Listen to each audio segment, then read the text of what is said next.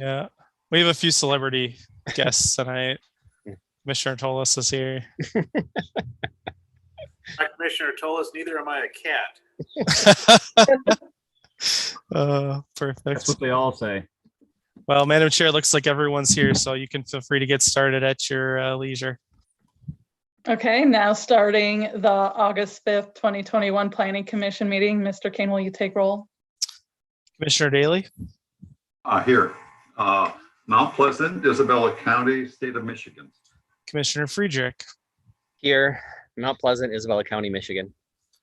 Commissioner Honig, I'm here in the city of Mount Pleasant, Isabella County, Michigan. Commissioner Irwin, Glenn Irwin, City of Mount Pleasant, County Isabella, State of Michigan. Commissioner Kingsworthy, Yep, I'm here. City of Mount Pleasant, County of Isabella, State of Michigan. Commissioner Kostreva, Here, Mount Pleasant, Isabella, Michigan. Commissioner Leash, Here, City of Mount Pleasant, Isabella County, State of Michigan. Commissioner Ortman, Here in Mount Pleasant, Michigan, Isabella County, State of Michigan. Commissioner Rise. Oh, you're still muted. City of Mount Pleasant, County of Isabella, State of Michigan. Madam Chair, you have a quorum. Thank you. Next item on the agenda is approval of the agenda. Move to approve the agenda. Second, Any discussion? Mr. Kane, will you take a roll call vote?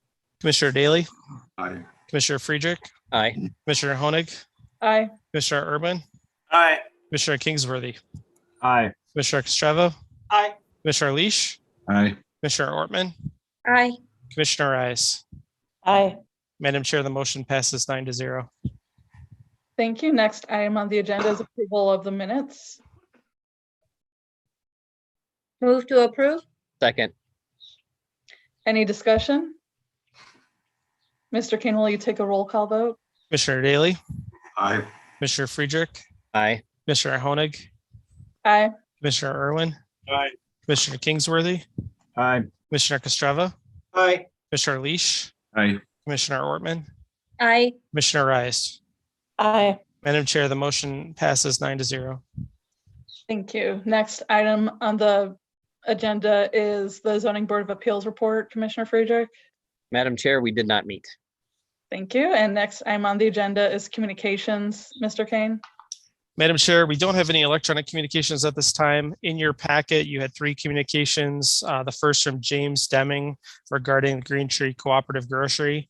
The second from Tracy Collins regarding special use permit 2112, which is on your agenda tonight. And the third from Chris Rowley regarding SUP 2111, which is your first public hearing this evening. Thank you. And next item on the agenda is SUP 2111. Mr. Kane. Thank you, Madam Chair.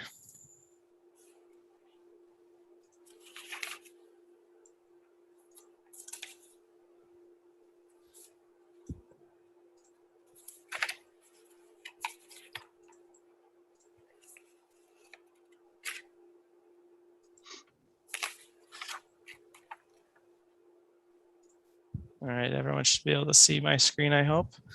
Our first public hearing this evening is a request for 203 and 205 West Broadway Street for a redevelopment liquor license. Subject property is located in the CD5 Urban Center zoning district with a residential dwelling use restriction. The future land use is mixed use high. As I mentioned, the request is to add a redevelopment liquor license to the existing coffee shop. The current use is as a coffee shop. The property owner and applicant is TNC Holdings LLC. The property is pretty petite at 0.03 acres. You'll recall that back in September of 2020, the Planning Commission approved a special use permit to add an off-premise wine tasting license to this business. As the applicant has worked with the Michigan Liquor Control Commission to finalize that licensing, the applicants determined that a redevelopment liquor license is a better fit for the business and is coming back to the Planning Commission for reconsideration. The redevelopment liquor license is different than the license type that was previously proposed for the location in that it would permit beer and wine service on the site. The other conditions that were presented and approved back in September of 2020 would not change. As with the previous application that was approved, there's no site work proposed. You will note in the photograph of the subject property that there is some interior remodeling that's taking place. Nothing that would trigger a site plan review. The applicant does have an outdoor dining deck that's also pictured in that photograph. Just a reminder to the Planning Commission that outdoor dining licenses in the public right of way are not issued or approved by the Planning Commission. Those are issued and approved by either the City Commission upon initial application and then staff for those renewals. The applicant's proposing to continue operating the proposed establishment from 8 a.m. to 12 a.m., but the applicant initially plans to only be open from 8 a.m. to 10 p.m. The addition of the redevelopment liquor license at this location would, by definition, make the subject business a bar, nightclub, or tavern, and as such, subject to a special use permit under the zoning ordinance in this district. There's one special use permit criteria that applies to a bar, nightclub, or tavern, and that has to do with the adjacency of properties zone CD3L or CD3, which are primarily residential districts. In this case, the subject property is not within 50 feet of either of those districts. So with that, we do have the applicant on the call this evening to answer any questions you might have about this adjustment to the previous approval, but staff's recommendation is to approve the special use permit as presented. Madam Chair, I'd welcome any questions from the Planning Commission. Thank you, Mr. Kane. Does anyone have any questions for Mr. Kane? For Mr. Kane? Oh, Yeah. yeah, I have one. Is there a cost to the applicant for these redevelopment liquor licenses? There is a redevelopment, well, I should say a redevelopment liquor license is premised on the amount of investment that takes place on a property. So it's a state program that was established, a state law that provides liquor licenses within certain districts of a community. And they're based on the amount of investment, the redevelopment that takes place as part of the business. So a redevelopment liquor license, just in the big picture, the principal difference between a redevelopment liquor license and a more traditional liquor license is that this liquor license is not transferable to a different property. So typically, a liquor license is in essence is an asset that a person purchases and they can sell to a different business at a different location or to a future business at the same location. A redevelopment liquor license is tied to the business and the location, and so as such, the requirements to obtain one are different. Okay, but there is a cost that's going to be paid to the state of Michigan, and the city of Mount Pleasant will probably share in some part of that, right? I don't believe so, but I'll let the applicant Oh, speak okay. to that. All right. The cost up front is the redevelopment that we're putting into the actual premises where the license is held, and then there's a fee to the state of Michigan for that redevelopment permit. So yes, we will be paying the state of Michigan a substantial sum for that license, and then the redevelopment is approved by the city and et cetera, permits. Okay. Et cetera. And as is under construction right now, a full redevelopment underway.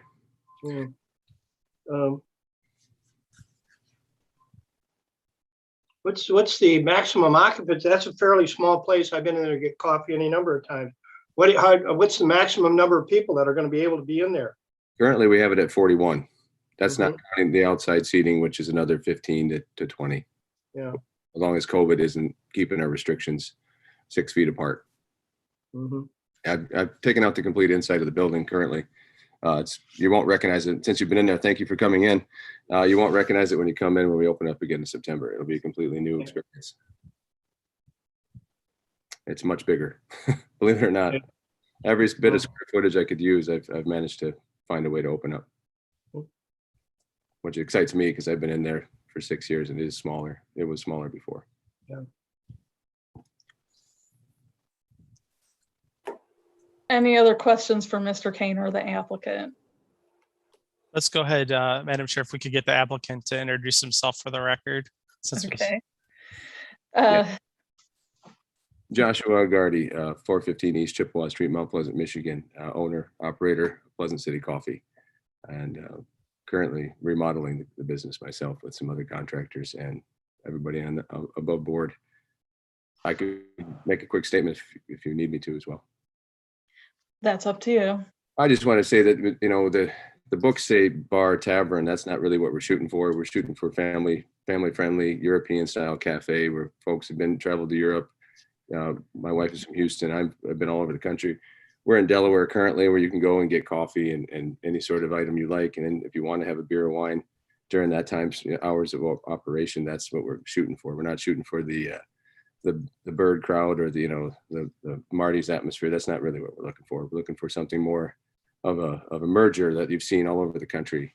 Ann Arbor does it. Traverse City does it. So you can get coffee, crepes, breakfast, and then we have a dinner menu that changes at a certain time where you can get wine and beer. And, it's family friendly still. So just to keep that under wraps, I don't want to have another bar in Mount Pleasant where we're going with the college crowd till midnight and all that fun stuff. We have enough of that, I think. That's why I originally opened a coffee shop, just to have something else downtown that we could go to that wasn't that atmosphere. And we don't want to change that feeling that we have with our business. It'll just be more upscale cafe style European in that sense.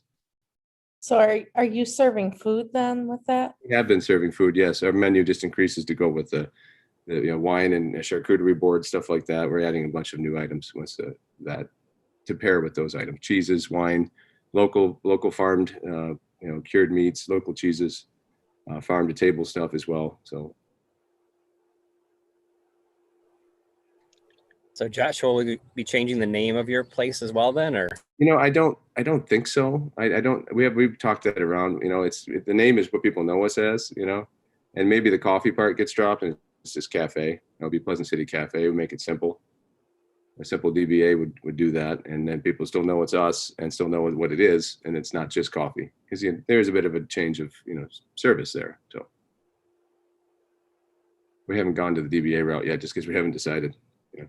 We've been doing this for over a year since we saw you folks last time, and thanks for last time. I appreciate your time. And the state of Michigan kind of led us back in this direction. They feel this is more of a fit for what we're doing. And the other thing was with my family vineyard, which was great, would have been fun. But we're going to still serve that wine if we do get approved eventually. And it's all the same product. It's just a different way of keeping it all close, local, and the liability is all under one roof. Since that was an off-site, that they didn't want to do that way.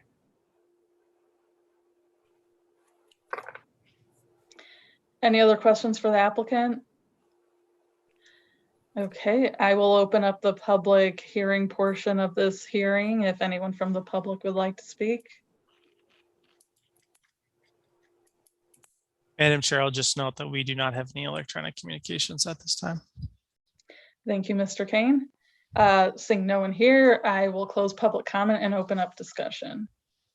Move to approve SUP 2111. A second. Any further discussion? Mr. Kane, will you take a roll call vote? Commissioner Daly,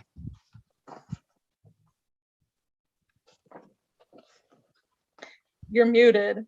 Yeah, I gotta find that little icon. Aye. Commissioner Friedrich, Aye. Commissioner Honig, Aye. Commissioner Irwin, Aye. Commissioner Kingsworthy, Aye. Commissioner Kostreva, Aye. Commissioner Leash, Aye. Commissioner Ortman, Aye. Commissioner Ice. Aye. Madam Chair, the motion passes 9-0. Thank you, Mr. Kane. And next item on the agenda is SUP 2112. Mr. Kane?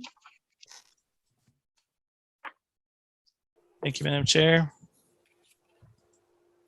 I was going to say thank you, everybody. I'm going to rescue my wife from the 5 kids at the beach bar that she's at getting dinner. So if you don't need anything further, thank you so much. Have a good week. We'll see you when I get back. Madam Chair, our next public hearing is a request for 317 North Mission Street for a special use permit to allow a special regulated use liquor store in the CD4 district. The subject property is zoned CD4 general urban. There are no special requirements on the zoning map for this property. The future land use is mixed use low. The current and prior uses is a vacant retail store. This was most recently Family Video. Property owner is Liza Reynolds Limited Partnership. The applicant is GB License LLC, and the site is just over a ½ acre in size. Subject property is located on the northwest corner of North Mission Street and East Chippewa Streets. The surrounding land uses to the east and south are primarily commercial in nature. There's a shopping center and drive-through restaurant to the east and to the south. To the north is another vacant commercial building. It was formerly an antique store. And to the immediate west are residential properties that are zoned residentially. There are single and multiple family dwellings. The future land use in that area is attached residential. On the screen, you'll see some photographs of the subject property. The first photograph is taken from the corner of Chippewa and Mission looking toward the north. So you see the property, the building is located on the northern portion of the site with a parking area located on the southern portion of the site. Mission Street would be on the east, Chippewa Street on the south. The existing building abuts the building to the north, the previously mentioned vacant commercial building. To the west is a public alleyway and those residential properties you can see on the screen to the west. Here's a second photograph showing the context of the property. This is looking from the alleyway along Chippewa Street, again, looking towards the north. Again, Mission Street is on the right-hand side. The Pixie Restaurant would be here just out of view. The shopping center that's immediately across the street, and then the public alleyway that runs north and south parallel to North Mission Street. The applicant's proposing to provide beer, wine, and liquor sales as part of a SDM or SDD license as issued by the Michigan Liquor Control Commission. So at this time, the applicant's uncertain of which license type they're going to obtain from the state. An SDM license allows for beer and wine sales. An SDD license would allow for the addition of the retail spirits and mixed spirit drink sales. As I mentioned, the building is currently vacant. It was constructed in 1962. Prior to 2000, it was used as a pharmacy. Since 2000, up until its vacancy in the past year, it was used as a video rental store. A business that has an SDM or SDD license associated with it that's not a full service supermarket or pharmacy is classified as a liquor store under the zoning ordinance. The proposed retail store is going to sell a variety of food and household products with sales made online or at an in-store kiosk, and those goods are going to be primarily delivered to the purchaser by car, but they can also be picked up by the purchaser at the property. The applicant is anticipating that alcohol and alcoholic beverages for offsite consumption will be a small portion of their overall product mix, occupying about 5% of the floor area. The building itself is about 8,368 square feet in size. The applicant's proposing to operate 24 hours a day, 7 days a week. At this time, the applicant has not provided a site plan and has indicated that there's not going to be any site work or exterior modifications to the building. The site complies with the most recent site plan, which was approved in 2000. Liquor stores are classified as a special regulated use in our zoning code, and as such, they're subject to specific requirements regarding the location of the use within its district. Special regulated uses are those that can have serious effects on nearby properties or uses, specifically when there's a concentration of those uses, and those can have a deleterious effect upon the adjacent areas. So in addition to being subject to a special use permit, a liquor store is also subject to those additional location controls. Those are in two different brackets. So there's a relationship to similar uses, an application to establish a Group B special use, which a liquor store is in that Group B category, shall not be approved if there's already 4 or more Group A or B special regulated uses within 1,000 feet of the site. In this case, there are no other Group B or A special regulated uses within that distance. The second location criteria has to do with the use of adjacent properties, particularly if there's residential or other similar sensitive land uses within proximity of the property. In this case, in reviewing that 300-foot distance, staff has found that there are 21 properties located in the CD3 zoning district. As such, approval of the special regulated use at this location will require the Planning Commission to waive the location standards.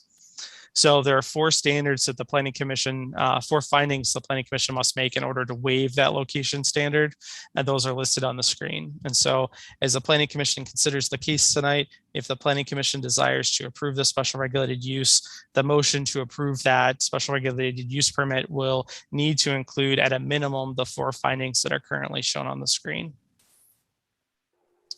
Staff wanted to provide some additional analysis of this proposal just for the Planning Commission's consideration as you determine your action this evening.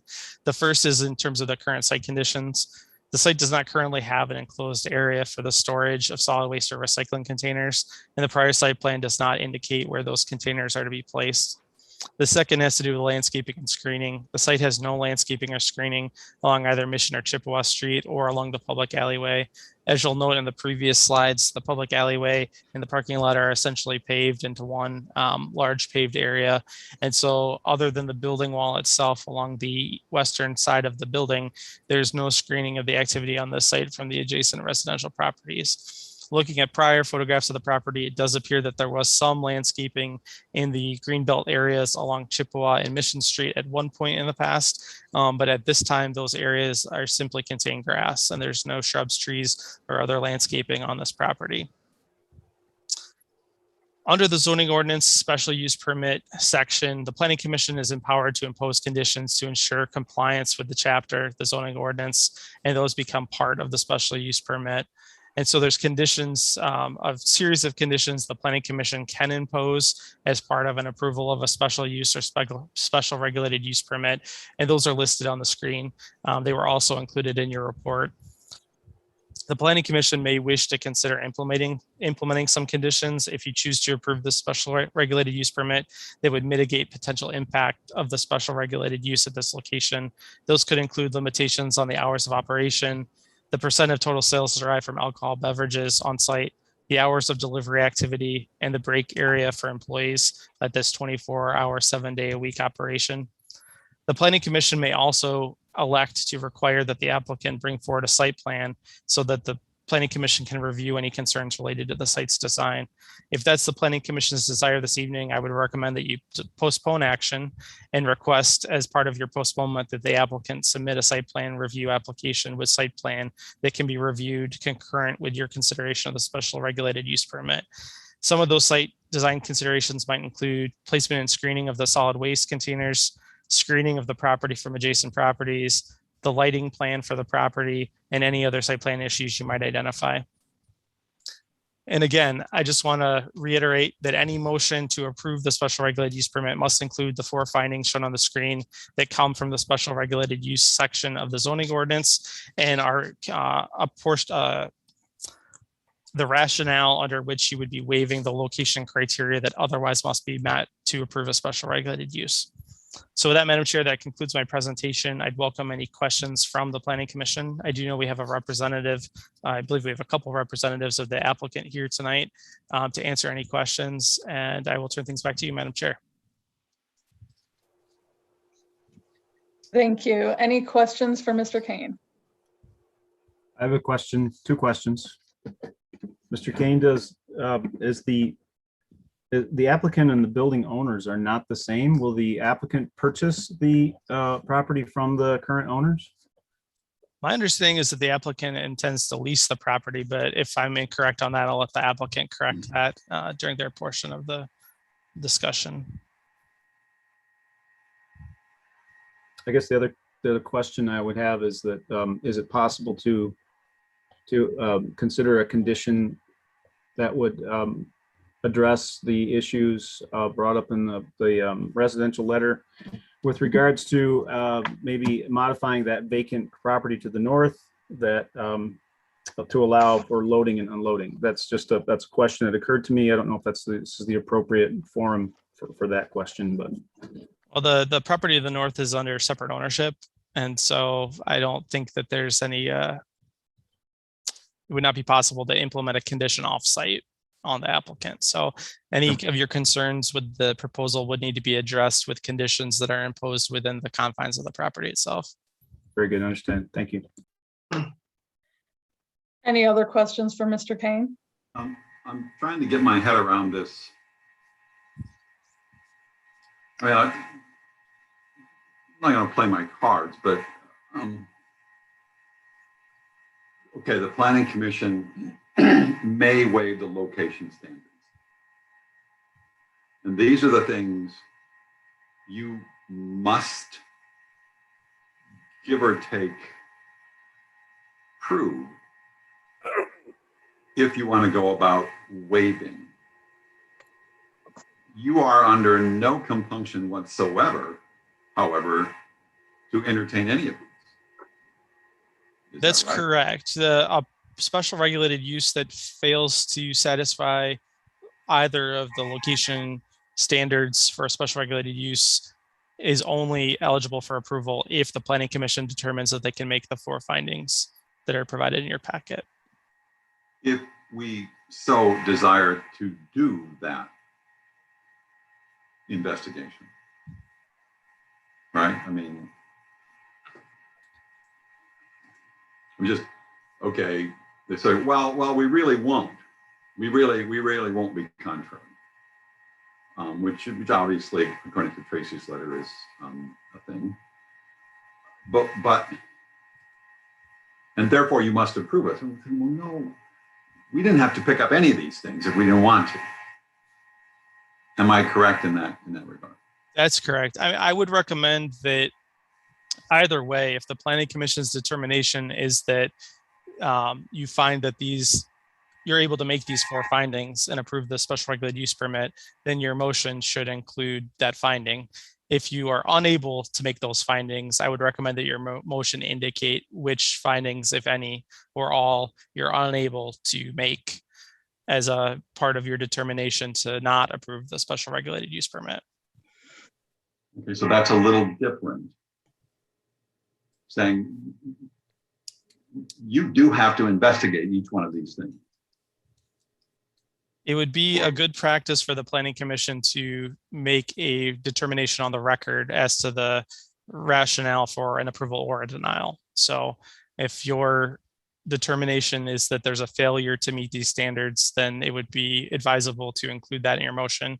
If it's a finding that these standards, location standards and waivers are warranted, then you would also want to make those findings as part of your motion. Or we could say that we don't have enough information because we don't have a site plan.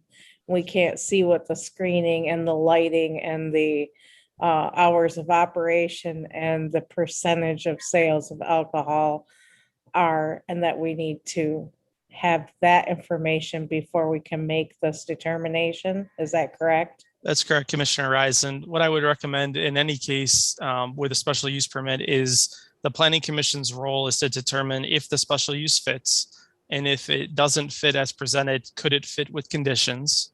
And then if it cannot be conditioned to fit within the parameters that the powers of the planning commission to condition an approval, then you would be in a position to make your findings and issue a denial. So it would be appropriate if you feel like you have insufficient information to consider the merits of the case to, I would encourage you, if that is your determination, to the extent possible, indicate what additional information you're looking for in order to make that decision. And that could be as broad as a site plan submitted for review, and it could be as narrow as a specific condition you're looking to be met, but you want to review the specifics of that before issuing an approval. That would put the applicant in the best position possible to actually respond to your comments affirmatively.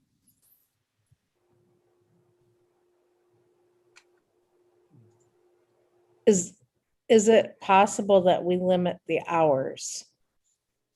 Is that because like Myers sells alcohol 24/7? Is that because of a special regulated use permit was issued for Myers? Myers is a full service supermarket. So as such, under our zoning ordinance, they're not treated as a liquor store. Okay, so this is actually an application for a liquor store. As defined by our ordinance, any business that utilizes either an SDM or an SDD license from the state of Michigan that's not a full service supermarket or pharmacy is classified as a liquor store. So many of you will recall over the past several years, we've considered similar requests. There was a period where we had several gas stations requesting a special regulated use permit, similarly situated in that they were using either an SDM or SDD license within the gas station. And because they weren't one of the two exempt business types from a special regulated use permit, they were required to come before the planning commission to get that approval. And I don't think I answered the question about hours of operation, Commissioner Rise, but yes, that is specifically called out as one of the conditions the planning commission may impose as part of your special use or special regulated use permit approval. I mean, specifically because it's located next to a neighborhood, I could see where that could be disruptive to families trying to sleep with car doors opening and closing and lights pulling in and out without proper screening and all that, without being able to see if that was there. The only thing I will note is that the base use here, the sale of food, household goods, the non-alcoholic sales items, that's a retail use that's allowed by right under the zoning ordinance. And there's no standard or limitation on hours of operation for a traditional retail operation unless it's in conjunction with a regulated use. And so I just want to make sure that the Planning Commission understands that even if limitations are imposed tonight on operations, those limitations would be specific to the alcohol portion of the operation only, unless the applicant chose to voluntarily align their operations with the special use permit conditions. I have a question. Are there any other stores in town that are classified as liquor stores that stay open for 24 hours a day? I don't know that I would be able to answer that question completely. I just wonder whether they're going to be unique and aggressive. And the one thing that's not clear to me is just the way they're selling in the words that are put in front of us. It looks to me like this is a small grocery store that happens to be designated as a liquor store because of the requirement to get a license. I'd like to see some realistic projections of their sales, okay? The sales of non-alcohol products versus sale of food and household goods. You know, to me, it looks like might be a small Myers that happens to have the requirement and maybe the stigma of being called a liquor store. It may not even look like a liquor store with the sales in the end. I don't have enough information to even come to a judgment here. So big deal. It says occupying only about 5%. Well, that's, you know, I need to know more because because we all recognize that this is not Myers in a totally commercial area. This is in basically, at least on the west side, a very, very residential area. So the owners are going to speak to us, I assume here, right? Yeah. If there's no other questions for Mr. Kane, we can have the applicant speak. Is there any other question for Mr. Kane? I guess we can answer this question momentarily, but Mr. Kane, has the applicants been made aware of the letter submitted to the commission? Yep, everyone received the packet last week at the same Great. time. Thank you. Okay, if the applicant would like to speak. Yes, thank you. And thank you, Jacob, for the explanation of our application. And I heard a lot of questions there, so I'd be happy to field any questions. My name is Andrew Raquette. I'm a zoning manager here at GoPuff. On the call with myself is Leor Reef from GoPuff and our counsel, Timothy Stoker. And they can also help field some questions if it's outside my purview. Basically, I think Jacob provided with an explanation of our application. And to a lot of your points, I understand why we're being classified as a liquor store based on the zoning code. The definition of the liquor store in the code would kind of throw us into that category. And I did talk to Jacob some time ago about being classified as a full service supermarket because of our product offerings. And to some of your points, we do offer a lot of products, which ranges from prepackaged food and beverages to household cleaning supplies, consumer goods, baby diapers, health supplies such as medicine, Advil, Tylenol, stuff of that nature. So there's really a wide array of products that we offer. And alcohol is just a component of that. To the point that was made about the alcohol sales in general, I can't provide an exact figure as to how much our alcohol sales will be of our total sales, just because it varies by location. In some markets, alcohol sales exceed certain food products or household consumer supplies. In other markets, it doesn't do as well. So it really varies depending on where we're at. But basically the way the use works is, as Jacob explained, it's a retail store where we have the product offering shown similar to a grocery store where customers can walk inside, they can browse all of our product offerings. They can either place an order at a kiosk in front of the store, which has tablets where they can select the products they want, or they can utilize their phone to essentially place an order, and then an employee at the store will bring it to them in the waiting area or somewhere in the retail store. And then customers also have the ability to order delivery. And in this day and age, especially with COVID, kind of the one reason we're meeting online now, grocery delivery has become a huge component for grocery store businesses and restaurants alike for the delivery model, just because people aren't going out as much.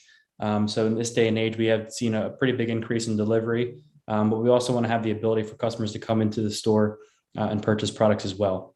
The delivery vehicles that are used belong to driver partners, so they're passenger vehicles. There's no vehicles stored at the site. They're not large vans or box trucks making these deliveries. It's a passenger vehicle, sedans, sometimes small SUVs that you'll see on the road every day, and probably the ones that you take to work. So with that, I mean, I'll open it up to any questions. I think it's a lot of information. So if you have any questions for us, I'd be happy to answer. So you have other locations. This is not the first store that you've ever had. And are the other locations also called Go Puffs? Yes, that is correct. The company is GoPuff, and we have locations across the country. We originated in Philadelphia, and now we are in nearly every state, and we have roughly 300 locations across the country. Is there any implications to your name? That's an unusual name, Go Puffs. Go Puffs. What? Tell you, there's got to be a story behind such a unique name. Yeah. So basically, the founders, they met at college in Philadelphia, and they just came up with that name, and it kind of just stuck with the company, and it's been that name ever since. Do you have any other stores in Michigan? Yes, we do. Where? And I can answer that for you, Andrew. Thank you. This is Leo. I'm one of Andrew's colleagues. Nice to meet all of you. We have stores in Detroit, Detroit suburbs, some Berkeley, Ann Arbor, Lansing, Kalamazoo. I believe that is 8 of the currently open ones. Are they all pretty much the same size as what you're looking at here? About 8,400 square feet?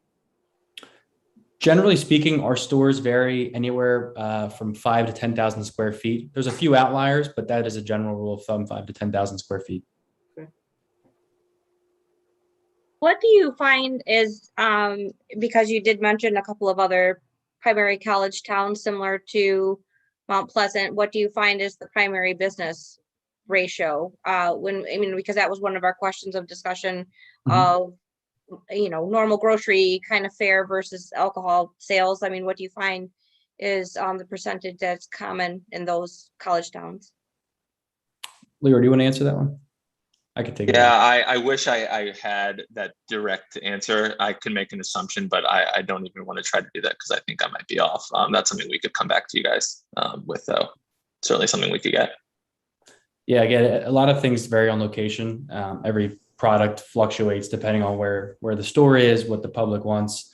And not every store has the exact same product offering, while the main products that we offer across the board are similar.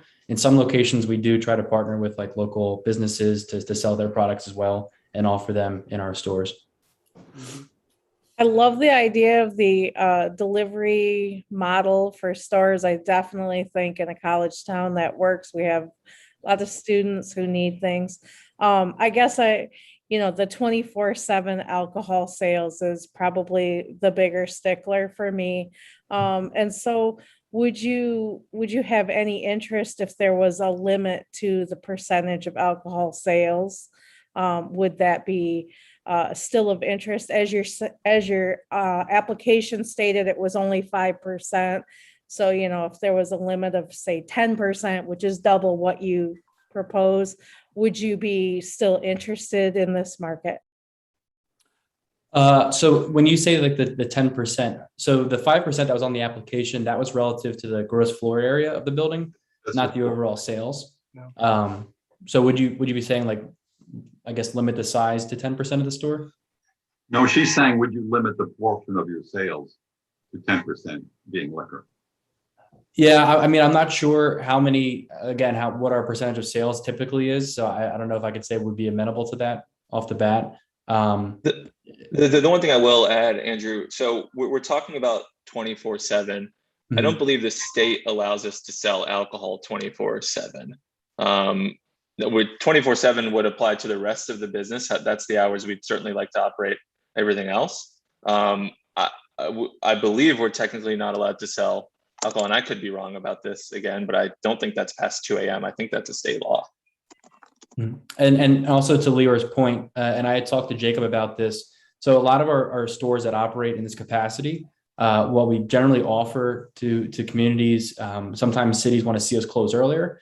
But in some circumstances, we basically close the doors to the general public. So customers cannot come into the store past, say, 9 p.m., 10 p.m. And we do delivery only the rest of the night.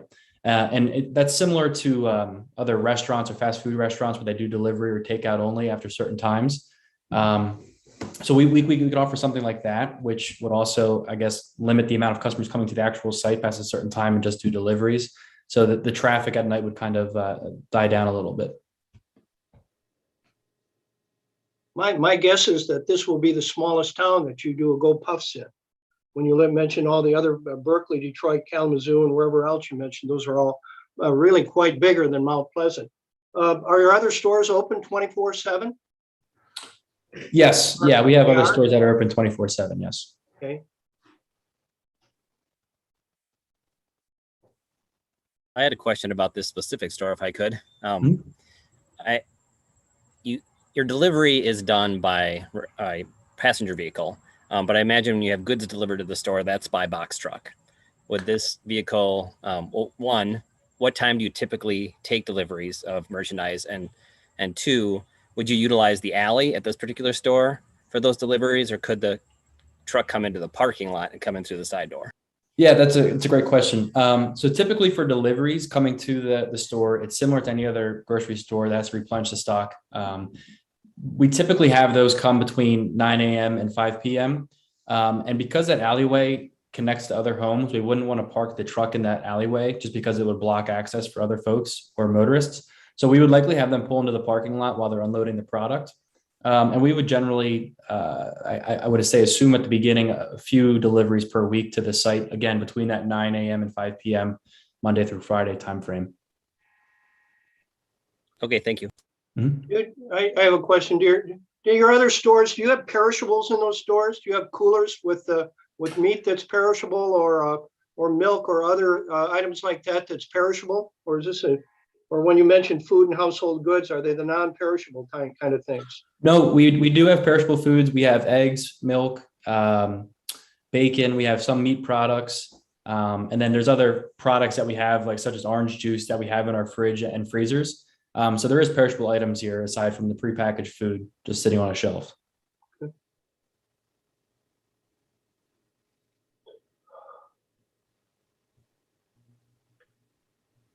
Any other questions for the applicant?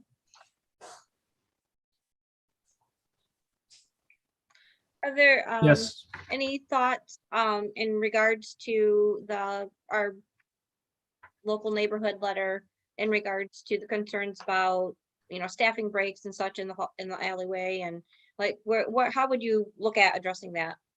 Yeah, that's a good point. So for the breaks in that alleyway, I understand that could be a big concern. And obviously employees will want to take breaks as they're working. One of the things that we could do to address that is essentially have any employees that are going to take a break outside of the store. If they do go outside and don't use the break room, they can basically go out the front door and exit towards Mission Street and kind of hang outside to get a breath of fresh air if they need to. And we could avoid having any of them going to the alleyway, and we can make sure that the store manager is aware of that and direct all the employees to that location. And I would just add on top of that, I mean, we have employees on site and a manager of the location on site. And our goal is to be a long time, business and neighbor here, with the understanding that we have business license renewals that will come back in front of the city, every year. And our goal is to be able to continue that, understanding that if we're not a good neighbor, those likely will not get renewed over time. So we have staff available on site should any issues arise, but our goal is to make sure those don't arise. Where do you propose that your loading dock is going to be to unload goods that are going to come in fairly large trucks, I assume? And I assume that they're going to come in the wee hours of the morning, like they do at Myers down the street. Do you have a loading dock established yet, or a place where you're going to Did we No. not say that all loading would be 9 to 5 and would pull into the It would be between Terms 9 of- to 5, okay? front? Yes. Well, So, is that what I heard? yes. So unloading of the products that's replenishing the stock of the store would occur between 9 a.m. and 5 p.m. Okay, There is no loading dock at the location. What we'd be proposing is essentially a double door, kind of to the left of the existing entranceway.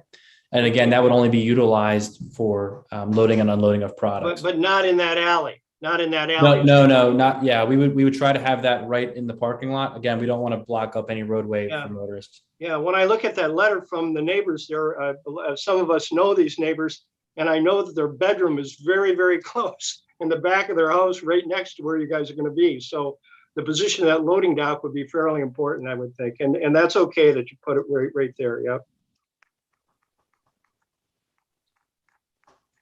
Yeah, I have a question as well regarding the question of the alley. I'm wondering if you've got, if you anticipate in in a site plan that you would submit, including screening implementations, whether it's shrubberies or trees or maybe some kind of wall that would address the concerns pertaining to trash flowing into the alley, stray cats being fed in the alley. And I'm also curious about, just generally trash control and recycling, again, with regards to the concerns expressed and from the neighborhood. Yeah. So I can address all of those. So first, let's talk about the trash. We would be having a dumpster and a recycling bin that would be serviced on a weekly, if not more, recurring basis. If we needed to have additional trash, collection or dumpsters, anything like that, we would definitely make sure to have that. There is no trash enclosure at the site right now. And I did talk with Jacob, and if we needed to provide a trash enclosure to kind of shield those dumpsters from that alleyway, we would basically propose it on that side. Otherwise, it's right along Mission Street, and we don't want to impede on any site triangles by putting it there. We think next to the alleyway, but still in our parking lot would be a good area for it without impeding on the site triangles for motorists. And we could propose a kind of a shield from that, an opaque fence, if you will. And the other point about the alleyway and planting shrubbery and stuff of that nature, we couldn't really fit anything in there. The existing alleyway on the other side, on the residential side, has a pretty adequate landscape buffer currently. On our side, where the property is and the parking lot is, as Jacob said, it goes right out to the street and there's no curb or existing landscaping. It's all impervious coverage right now. So if we had to do anything there, it would be kind of hard to plant trees or shrubs. To the point about putting a screen, there's also concerns with that as well, because that alleyway is fairly tight. And as it currently is, if we were to put a fence right there, we would have to put it pretty far into our property and it would impede on our parking area. And we want to make sure that we have adequate parking to comply with the zoning regulations, as well as just making sure that people that are coming to the store have adequate places to park. And my concern is as well, if you put that fence there really close to the street, that alleyway is pretty tight. I'd be worried about snow plows in the wintertime going up and down there. They wouldn't have really a place to push the snow, especially if you get a big blizzard. They'd have to push it right into the fence, and it could make that alleyway kind of cumbersome, kind of impeding for the first responders kind of going down there if they need to. And again, if the snow plow is going down, there may be some damage to the fence, depending on how much snow there is. But I guess that's kind of the trash enclosure would be the only thing that we could do to, I guess, to block anything from the site. But we'd be open to some other options if there's any. Yeah.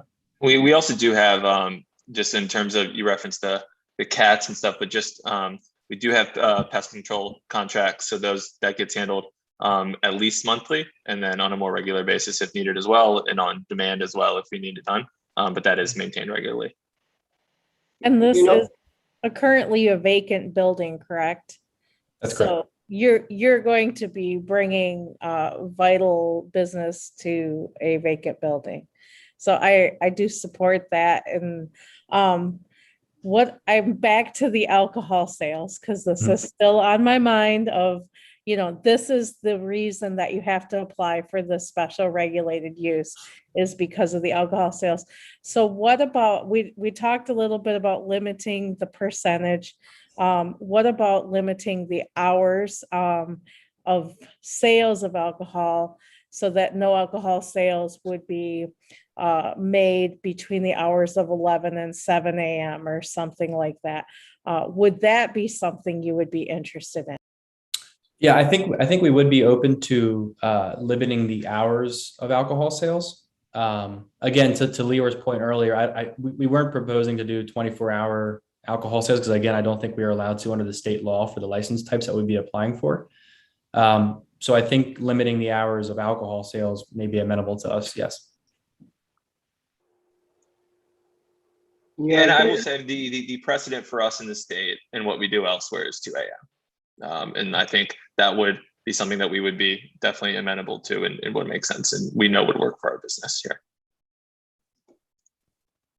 if I can just go back and catch on that trash issue, I live right in that area, and quite, I'm very, very familiar with that alley and that. And Family Video, for all the years that they were there, they had a green waste management dumpster out there that wasn't enclosed by any screening. And it never impressed me that was inappropriate. If you guys do the same thing, and that was near the alley, but not on the alley. And if you use the same sort of thing, I never heard one gripe over the years about the fact that they had a waste management dumpster there. To me, if you do the same thing, you'll be fine. Okay, I don't want to make an enclosure and restrict the access either to the parking lot or to that alleyway. And never once can I ever remember anybody complaining. Being around there time and time again, it never even struck me that a waste management green dumpster there was inappropriate. So, yeah, I don't think you'll have a problem with that one. Any other questions for the applicant? Hearing none, I will open up the public hearing portion of this hearing if any members of the public would like to comment. I would like to take a moment to speak if that's okay. Go ahead.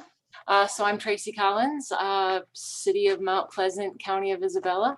I actually live at the property 312 North Arnold, right essentially behind, we always say right behind Family Video.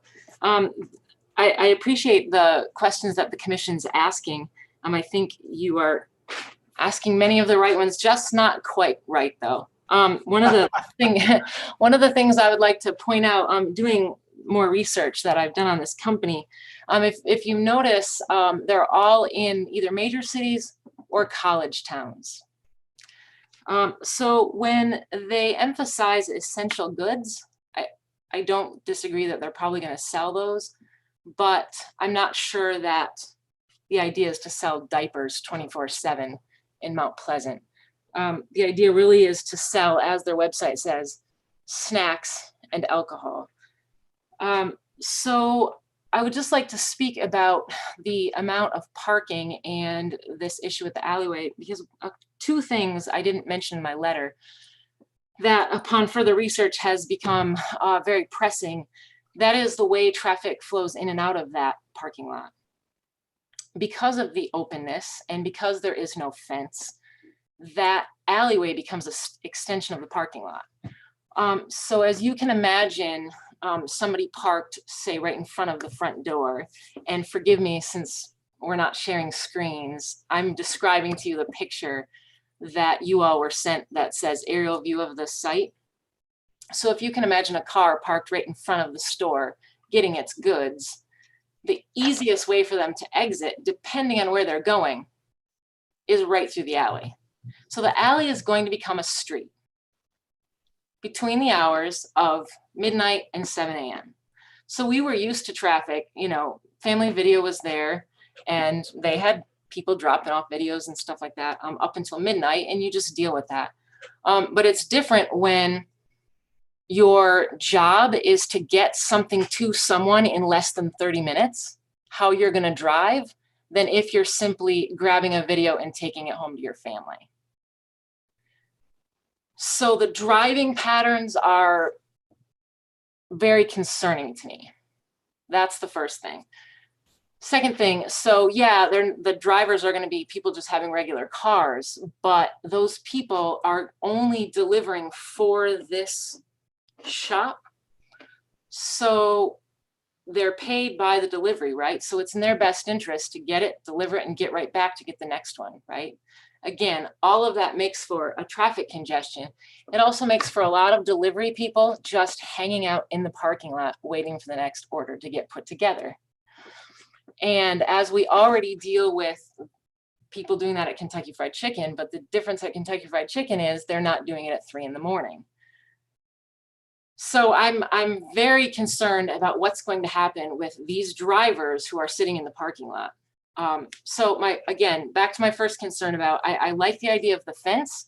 It won't impede in your parking because no one's going to be parking there because you're mostly a delivery service.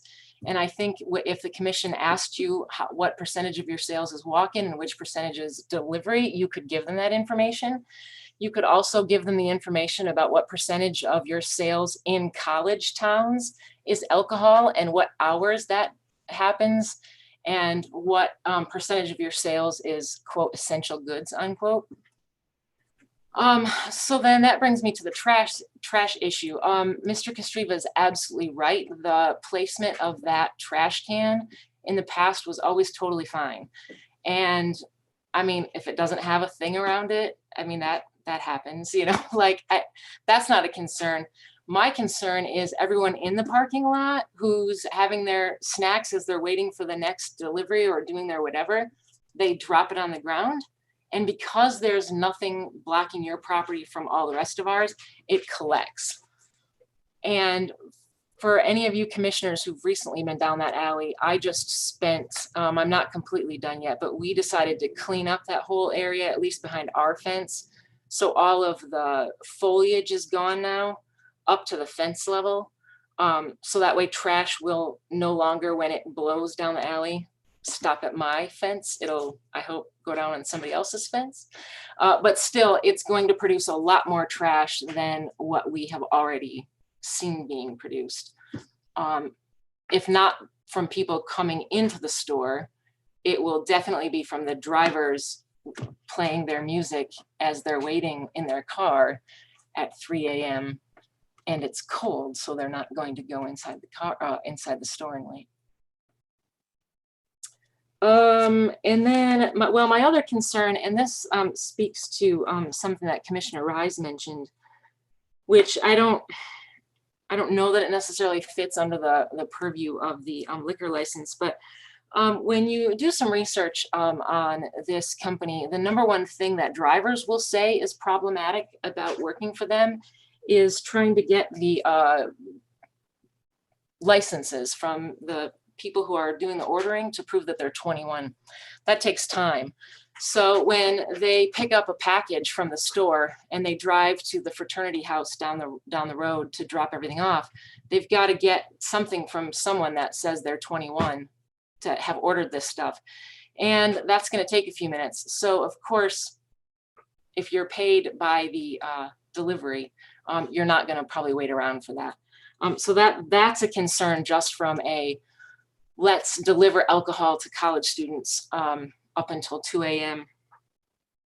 every day sort of issue. And then my last concern is if you do some more research on this company, you'll notice that some of my concerns have happened in other towns. For example, the Philadelphia Inquirer did an article in April of last year about the driver problems, the trash they produce, the noise that they produce. So it's not just the people coming into the store at 4 a.m. because they're not going to, right? It's the whole premise of this store, which by the way, I think is genius. Don't get me wrong. I think this is, my daughter and I were just saying the other day, like it will solve our problem when at midnight we sometimes say, where's the chips, right? Well, we can, somebody will bring us chips.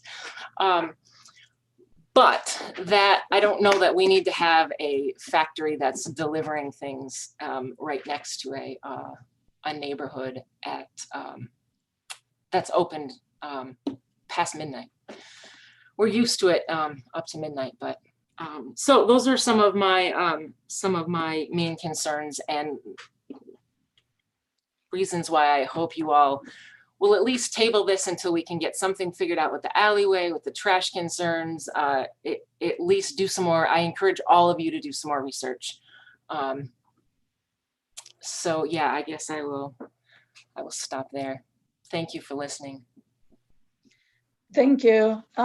Any other members of the public that would like to comment?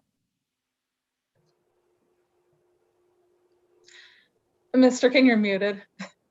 Just realized that. Madam Chair, I'll just know we don't have any electronic communications at this time. Thank you. And seeing no one else wanting to comment, I will close public comment and open up discussion. Certainly, go ahead, sir. I just wanted to address Tracy's comments. I think she made a few good points there. And you know, concerning the alleyway, I know there's been discussions tonight about the fence and cars going through there. I think I addressed it in my letter, but I did talk with Jacob about it. So Chippewa Street and North Mission Street, basically what we could do there is tell our drivers to only go out to those passageways going to the roadways and not use the alleyway.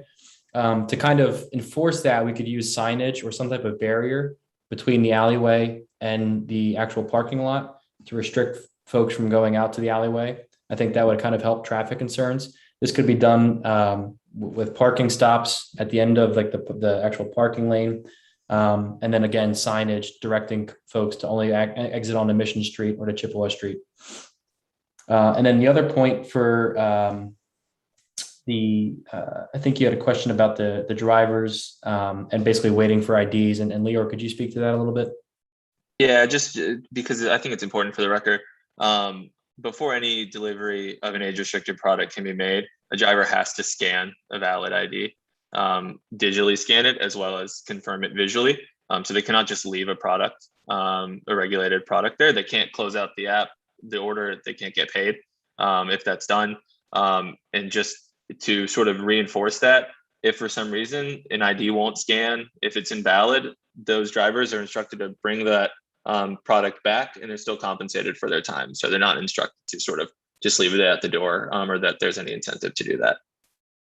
And will you be delivering alcohol at 2 a.m. in the morning? You mentioned something about a Michigan law restriction.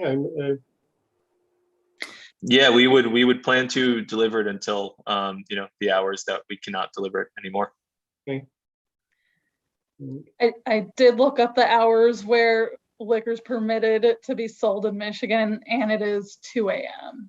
Okay. Then, except for like New Year's Eve or something. In any event, any discussion? Am I allowed to ask a question real quickly? Public comments closed. Oh, okay. Sorry.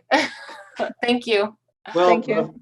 Perhaps I can take Ms. Collins. I'm quite familiar with that alleyway, and over time, I would say that Family Video did not do a good job. That alley has been, and Ms. Collins will probably secretly confirm, that alleyway has been a dump, an absolute dump. I go by there all the time.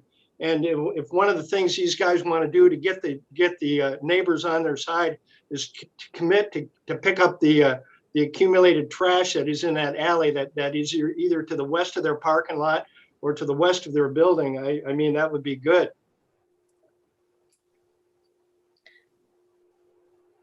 And that would not be an unreasonable request. You can do it in probably 15 minutes a week. Keep that alley clean, because Family Video did not keep it clean. Ms. Collins, you can't comment, but I believe that you would certainly agree with me. I have a question, Mr. Kane. Can you hear me? If they were just a grocery store and no alcohol sales at all, would we have any ability to restrict hours, or would they be allowed to be open 24/7? Any permitted use within the district would be permitted to operate any hours that they wish to operate, unless there were other licensing or applicable restrictions associated with their business type. And Mission Road is permitted, it's a CD4, right? CD4 district. The subject property is on CD4, correct? So it could have, the only issue really here is the alcohol sales. that makes it become a special regulated use. That's correct. Okay, thank you. And I know there was a mention regarding complying with parking requirements, but there is no minimum parking requirement, correct, Mr. Kane? That's correct. Mr. Kane, in Ms. Collins' letter to us, she talks about this place being so close to a school property. What school property is that? Is there a school property close enough to cause a concern there? I'm assuming that she's referencing the school district property, the former Kinney School, which does have some academic activity, but it's It not. does? It's Okay, I not thought that was only administration these days. There's a daycare center located within the facility, Okay. but there's not a K through 12, any K through 12 element there, which is specifically the type of school referenced in the location criteria for special regulated uses. Okay. Mr. Kane, I just want to clarify, you did say earlier that any hours restrictions that this body would impose would only apply to the sale of the alcohol portion of their business, not their opening and closing hours for everything else. That's correct.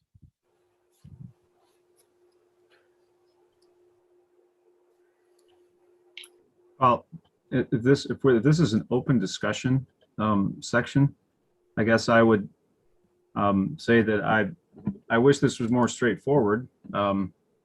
It's easy enough for this group to deny the application, I believe, because there's a serious number of things that would need to be waived. I don't know if we would want to, if it's okay for me to say, do we want to table this? What's the reason for tabling it? Well, we certainly would like to see a site plan at some point, I think, and some mitigative ideas that they might have to come forward with. But those are my thoughts in an open discussion scenario. So I think what we would want to do is postpone, not table, but I would agree. I think given a lot of the issues, a site plan would help resolve those issues. Mr. Daly? I'm ready to move a postponement so that details of which might be amended or debated at that point. Go ahead. I move to postpone this proposal pending site plan review or pending site plan, and I move to postpone for a month consideration of the proposal pending a site plan and for further consideration of objections and possible remediations.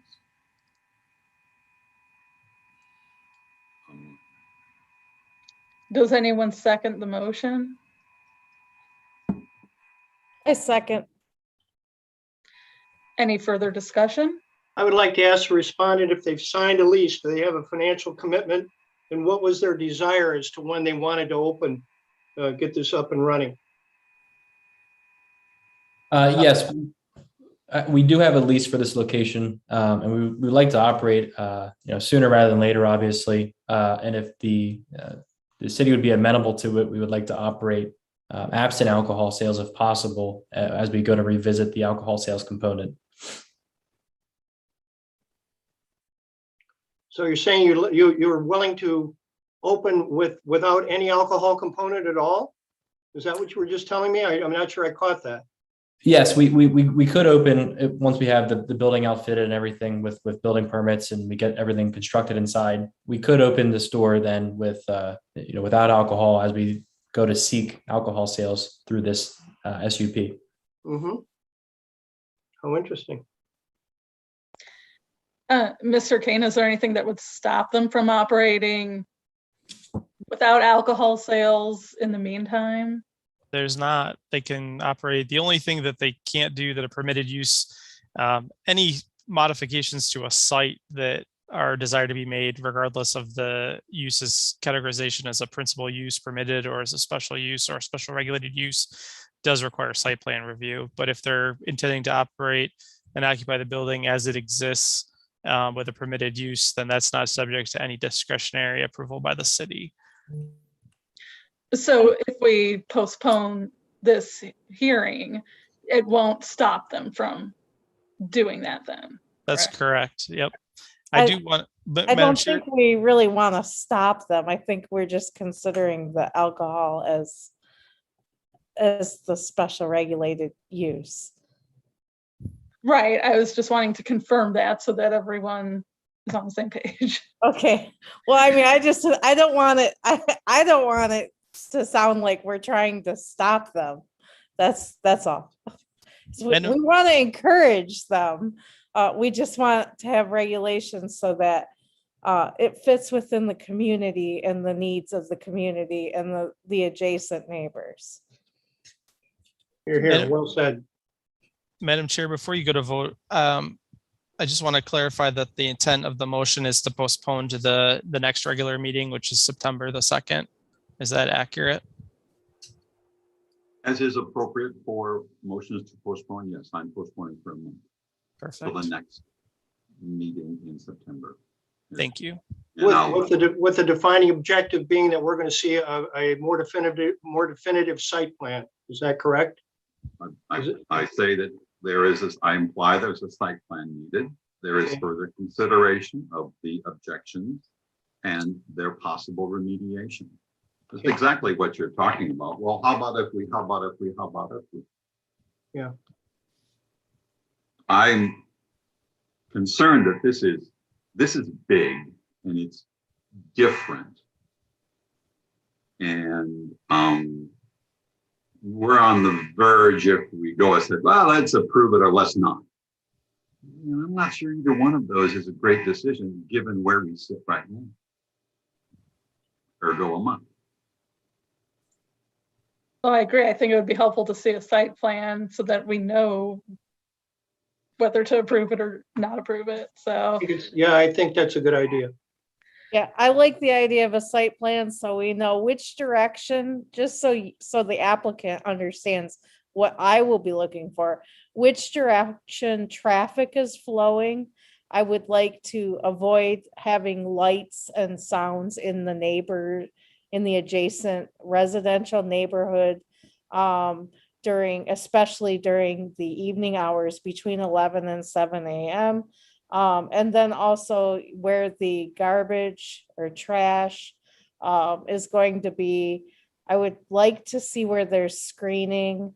I'm always in favor of green space and planting of trees, even if they have to be, however that needs to happen. But I think those are always things that make the building more attractive, especially at the back of that property. So whatever, but you have some outlines. Lighting is also another thing we'd like to see.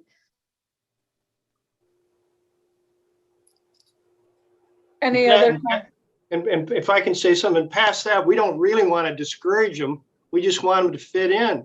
We don't want that building to lay vacant. In fact, when you look at it, the core element here is something that's very, very fundamental to the progress of Mount Pleasant, a fairly large commercial building that is active, making money and with employees, and is a good neighbor to the residences that are close to it. My guess is that we can achieve that, and we can achieve that in the next meeting. I'm hopeful of that. And I'm sure just one more note. If for some reason the applicant needs or desires additional time to come back with a plan for the planning commission's consideration, the planning commission can act next month to postpone the case to the October meeting.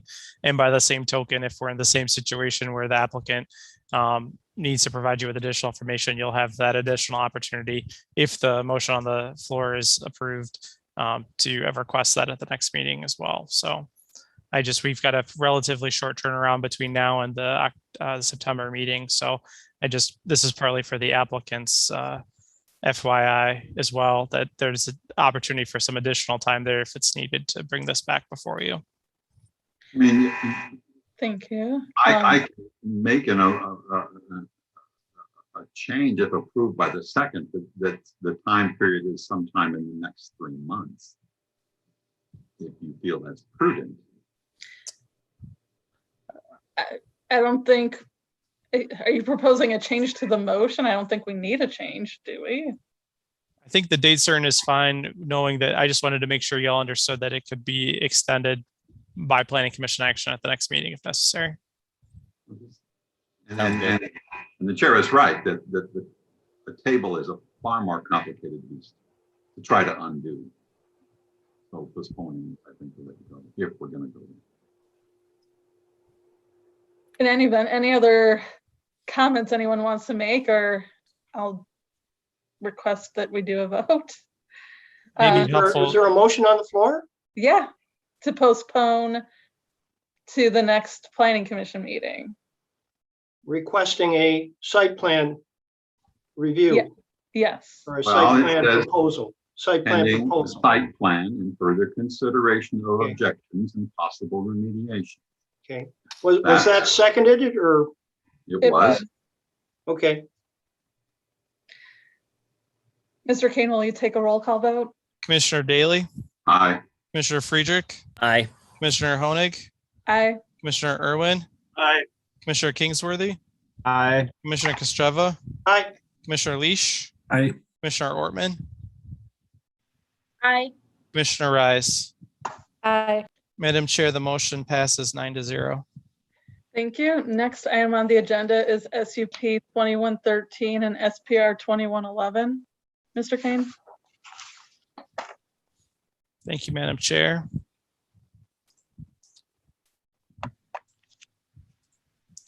Our next public hearing is a request for a special use permit and site plan review for 1207 East Pickard.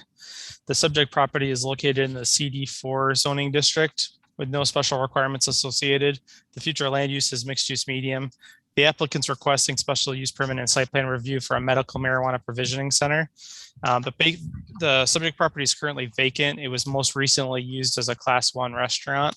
The property owner is Pickard Property LLC. The applicant is 3967 Euclid LLC. The site is just under 2 acres. Subject property is located on the north side of Pickard at the intersection of Pickard and North Brown Streets. The surrounding properties are primarily also located in the CD4 zoning district, with the exception of the property immediately to the north, which is zoned industrial.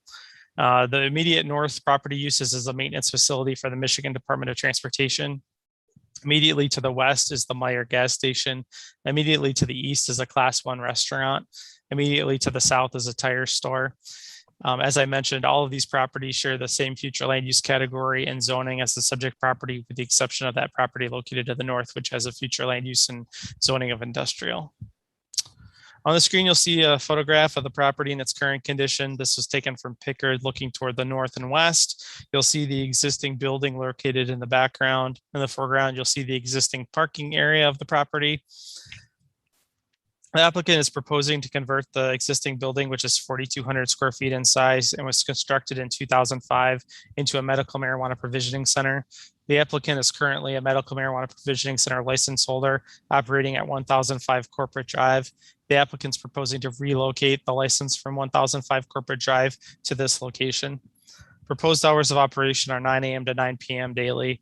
Those are the maximum hours of operation that are permittable under the special use permit criteria established for provisioning centers. On the screen, you'll see a second photograph of the subject property. This is taken from the north, the rear side of the site, looking back towards Pickard Street. And so you'll see the rear of the building, and you can see the Bell Tire located to the south across the street. To the left, you'll see what was the Ponderosa restaurant. It's currently Stocky Bulls is, I believe, the name of the new restaurant that's open there. And I apologize if I got that wrong. Medical marijuana provisioning centers are subject to a special use permit in the CD4 zoning district, and they're subject to meeting a variety of special use permit criteria that relate to medical marijuana provisioning centers, which are shown on the screen and were also included in your packet. On the screen, you'll see an overview of the site plan as proposed by the applicant. The applicant is primarily proposing to utilize the property as it exists today with some minimum amount of changes, including upgrading the dumpster enclosure to add back in the missing gates and to provide bicycle parking, although that bicycle parking is not shown on the plan. It is referenced in the plan notes. As mentioned in the staff report, the application and site plan is submitted do not currently meet the minimum standards of the CD4 district for the use. And so the staff recommendation this evening includes several conditions that would bring the plan into compliance.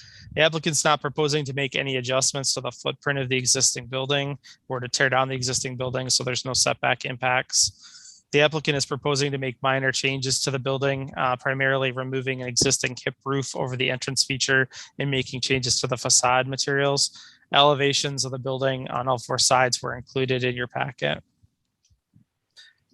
There's one encroachment on the site currently, which is an existing pole sign, which encroaches into the public right of way and as such should be removed as part of the conditions of approval tonight. In terms of vehicular parking, the site currently contains 66 parking spaces, including 3 barrier-free spaces. The applicant's proposing to seal coat and restripe the lot in its current configuration.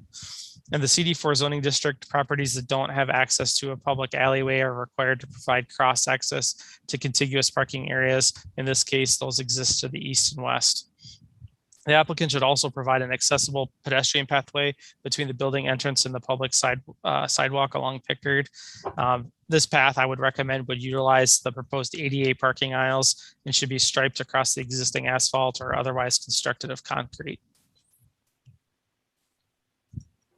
In terms of bicycle parking, as mentioned, the applicant notes on the site plan that they're proposing 3 bicycle parking spaces.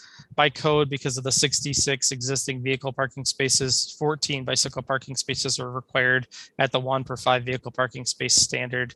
Bicycle parking should be added to the plan, meeting that minimum requirement, and a specification for the type of rack and the design of the bicycle parking area should also be included on the amended site plan. In terms of private fencing and landscaping, the site is currently lacking a majority of the landscaping that was required under the review and approval of the prior Class 1 restaurant. The site plan submitted did not include a landscaping plan for review. In the CD4 district, 1 tree is required per 50 feet of frontage in the front yard when the principal building is more than 15 feet from the frontage line, which is the case in this instance. The site plan should be updated to show the 3 existing trees in the front lawn and to provide an additional tree, which would bring it into compliance with that minimum district standard. The zoning ordinance also requires 1 landscape island per 32 parking spaces and 1 tree per each of those islands. The site currently has 3 islands, which would satisfy the island requirement. Trees should be added to those islands to meet the requirements for landscaping. A street screen is required between the parking area and the frontage in the form of a hedge or wall. In addition, a screen is required between the parking area and adjacent properties. The site plan should be updated to show those required screens and the specifications for the plant material used within them if it is in fact a hedge screen style. In addition, any rooftop mechanical equipment is subject to screening from view in accordance with requirements for the district. In terms of streetscape repairs, replacements, and improvements, the property currently has a sidewalk along Pickard. The planter strip exists and normally trees would be required within that planter strip. As with the case that you considered last month, staff is recommending that the Pickard Street planning be waived at this time due to the pending reconstruction of Pickard Street by Michigan Department of Transportation, which we expect will disrupt the area between the sidewalk and curb. In terms of off-street loading and unloading, the site has an existing masonry dumpster enclosure. This applicant has noted they plan to replace the gates on the enclosure. We would like to see specifications for those gates added to the site plan to demonstrate compliance with the zoning ordinance. In terms of signage, signage is reviewed and approved under a separate permit from the building department. And there are limitations within the special use permit criteria for medical marijuana facilities that apply to signage. Those will be reviewed and approved during the sign permit process. I have noted there is an existing drive-through menu board at the rear of the building that should be removed. Drive-through service is not permitted with the medical marijuana provisioning center. Then finally, any site lighting must conform with section 96.13 of the Mount Pleasant City Code. The application materials referenced photometric plans. As I mentioned in my earlier email to the Planning Commission today, I provided 3 additional items that were received from the applicant after your packet was circulated. One of those having to do with lighting. At this time, the applicant's not proposing to make any changes to the site lighting. You will note that staff's recommendation of approval continues to include a requirement that lighting conform with that section of the code, as even existing site lighting must conform with the requirements of section 96.13. So with that, staff's recommendation is to approve special use permit 2113 and site plan 2111, subject to the following conditions. One, the applicant comply with the requirements for medical marijuana facilities and provisioning centers. Approval criteria 2, which was included in your staff report, I'm recommending to strike that. That had to do with the odor control plan and the management and disposal of marijuana waste. Those plans were provided by the applicant after the packet was circulated, and as such, those plans have been reviewed and are consistent with the requirements for the use under the ordinance. And so I don't feel that condition is necessary in order to bring the project into compliance. So the new condition number 2 would be that the applicant remove the existing pole sign that encroaches into the right of way.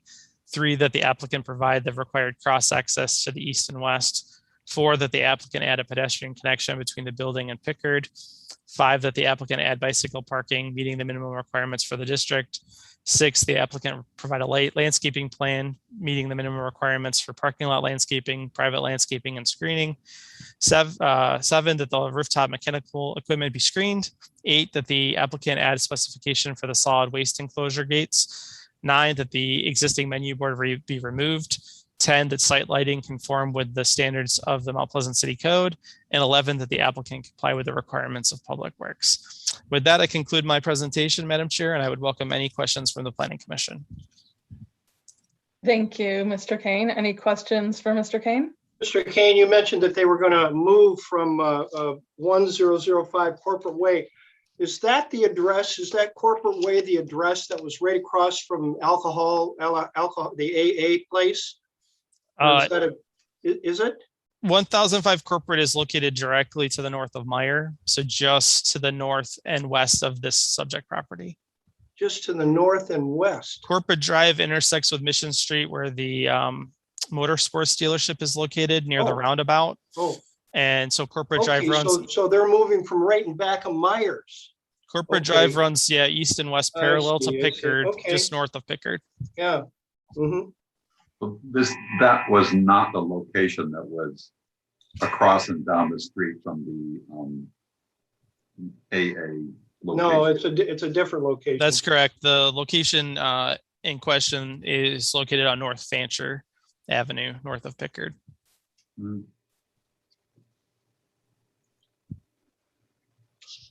Any other questions for Mr. Kane?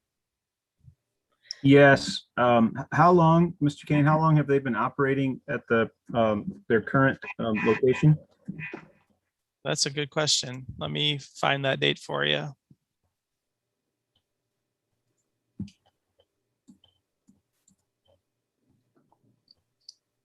This property received their final authorization to operate on January 22nd of this year. I got a question, if I may. They are currently operating in that location they just got approved for? They are currently operating at 1005 Corporate Drive, yes. So they remodeled that building and now they want to remove and remodel another building? That's my understanding. I'm sorry. Okay, so what happens to the site plan approval at their old property? I mean, does it revert to something else now? Well, it's currently approved as an adult use recreational marijuana retailer, as well as a Class C medical marijuana grower and a Class C adult use marijuana grower. Those other special use permits would continue to exist at that property. So they're unstacking. They're currently co-located at that site. They would be removing the medical marijuana provisioning center from that site and relocating it to this property. Okay, I get it. Thank you. Commissioner Rise, I think you wanted to ask something. Yes, so if I remember right, there were only a limited number of medical marijuana retailer licenses. And there was a lottery for those licenses. Is that correct? That's correct. The medical marijuana facilities ordinance permits no more than 3 provisioning centers to be licensed. So this provisioning center that was at a different location, does that license, if they're no longer using it, does that go back up for the lottery grab? Or what about the other 60 applicants that applied for that medical marijuana license at that time? Where are they in this picture? So let me take those questions separately. So, and I'll start with your second question first. So the medical marijuana facilities ordinance created a lottery selection process, and the applicants during that lottery window were randomly drawn.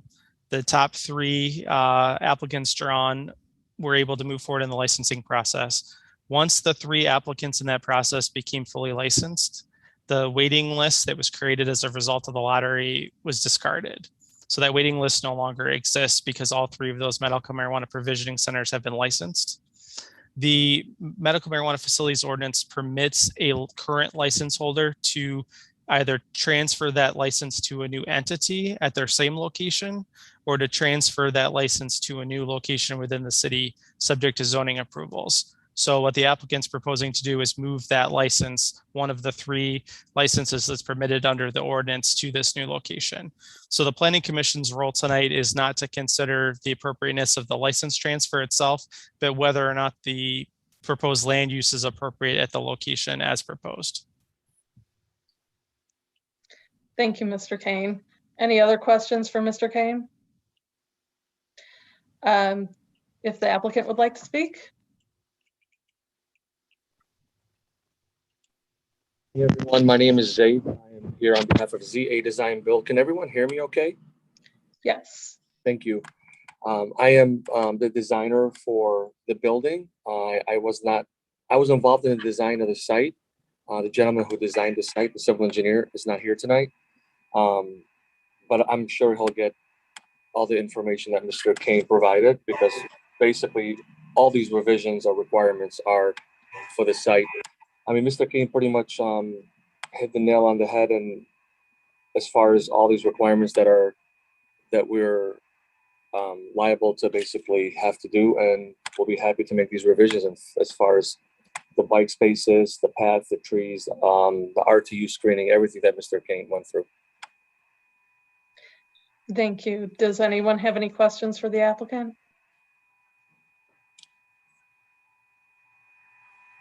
And by the way, I want to apologize for the owner. One of the partners were supposed to be here tonight, but they had an emergency, so they can't be here. So trying my best to speak on their behalf, of course. Thank you very much. I have a question for the applicant. Yes, sir.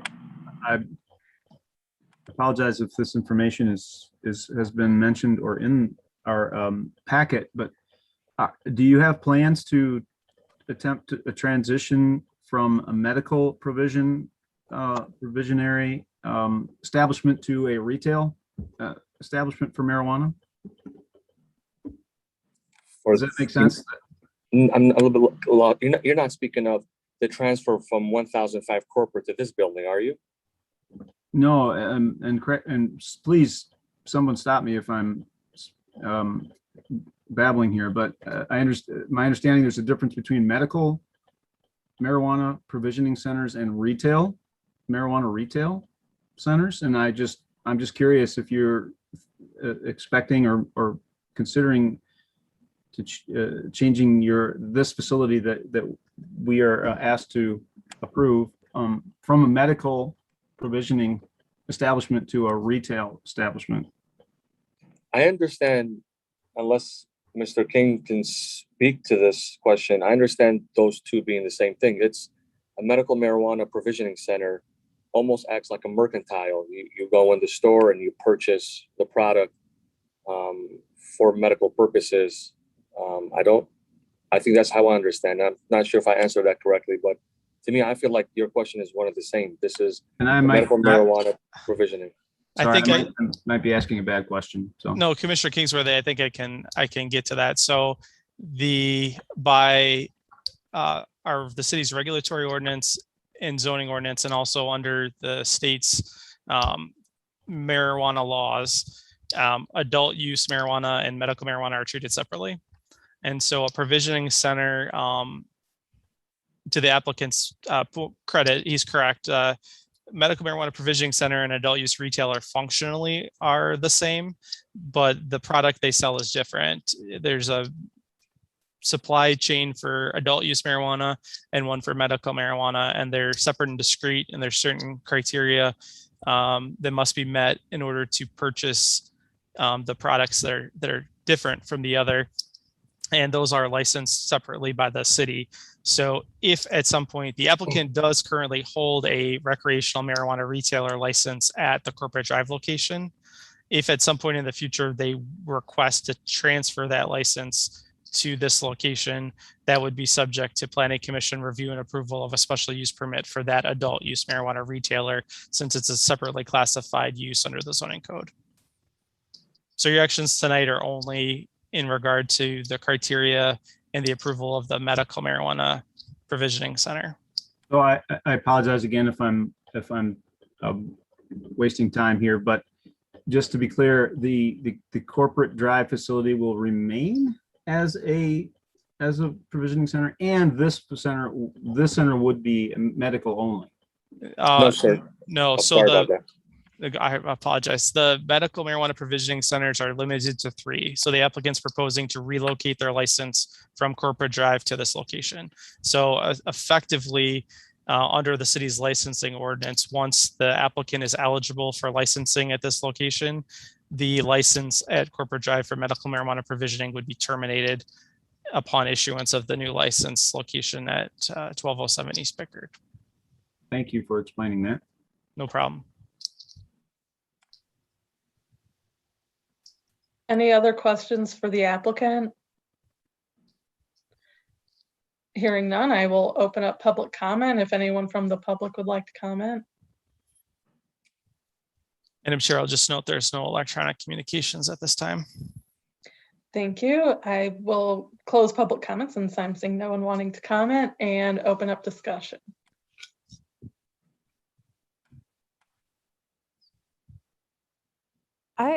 I still have a question about the licensing, and I know that it's not our purview to know about the licensing, but this is a legal body, and so the decisions that we make are important, that we know why we're making the decisions and what authority we have to make the decisions. So if I'm understanding correctly, all of the pieces that are co-located at 1005 Corporate Drive can now transfer to anywhere in town? So let me be clear, I guess, 2 things. So the co-located licenses at 1005 Corporate, the grower license types, both medical and adult use, are only permitted in the industrial district, SDI. So those license types would not be eligible to transfer to a property like the subject property that's zoned CD4. A medical marijuana provisioning center license is eligible for transfer to any other eligible property in the city upon receiving a license. And they're also eligible for transfer to a new owner in accordance with the ordinance once they receive a final license. And I would note that one of the other 3 medical marijuana provisioning centers did in fact transfer ownership to a new entity subsequent to receiving final licensing from the city. And so this would not be the first time that there's been a transfer of a license. This would be the first time there's been a transfer of a license to a new location. But again, the Planning Commission's role in this process is not to consider the licensing criteria. The Planning Commission has no role in the licensing. The Planning Commission's role in this process is to review the special use permit application against the specific criteria for medical marijuana provisioning centers and the general criteria that apply to all special uses, as well as the standards of the CD4 zoning district. And so the Planning Commission's role is to decide if the use fits at the location under the conditions proposed, and if it doesn't, what additional conditions should be implemented to ensure that it does fit. Thank you, Mr. Kane. Any further discussion or motion? Am I correct that what they're doing is moving their license? Their provisioning license. I would recommend viewing this as though this is the original application for the use, because circumstantially, from the perspective of the Planning Commission's role, this situation is no different. The fact that it's a transfer is not relevant to the consideration of the special use permit. That's relevant to the licensing process. But I thought that we reviewed the site we authorized the site. So we authorized a site and now we're being asked to authorize a different site with the same number.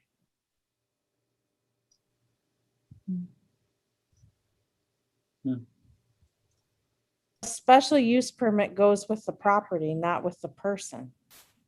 That's why there's a hearing today for this property. Yeah, in this case, for a licensed use, if there's no license available for the use, I don't just, you're correct that a special use permit runs with the land, but a special use permit in and of itself is not sufficient to operate as a medical marijuana provisioning center within the city. An applicant must have a license from the city to operate, and there are only 3 licenses available. And the applicant's request is to discontinue use of the license at the other location instead utilize that license at this location.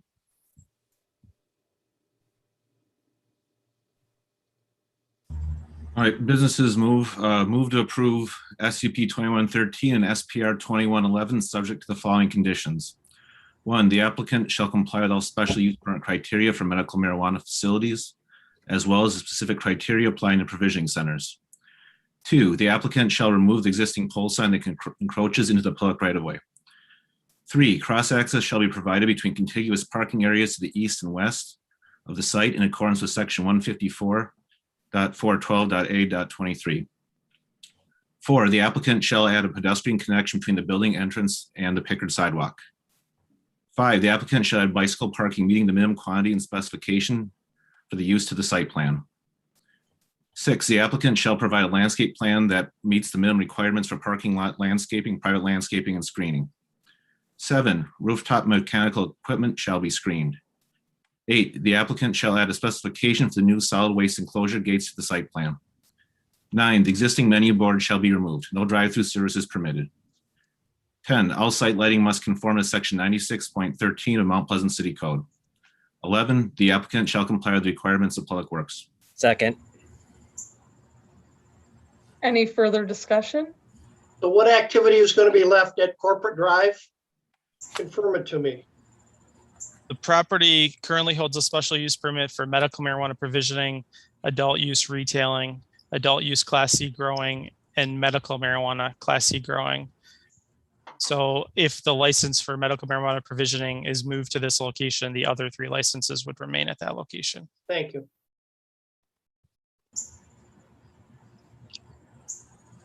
Hearing no other discussion, Mr. Kane, will you take a roll call vote? Commissioner Daly, Aye. Commissioner Friedrich, Aye. Commissioner Honig, Aye. Commissioner Irwin, Aye. Commissioner Kingsworthy, Aye. Commissioner Kostreva, Aye. Commissioner Leash, Aye. Commissioner Ortman, Aye. Commissioner Eyes. Abstain. Madam Chair, the motion passes 8-0. Thank you, Mr. Kane. Next item on the agenda is Thank you, everyone. Have a good night. you too.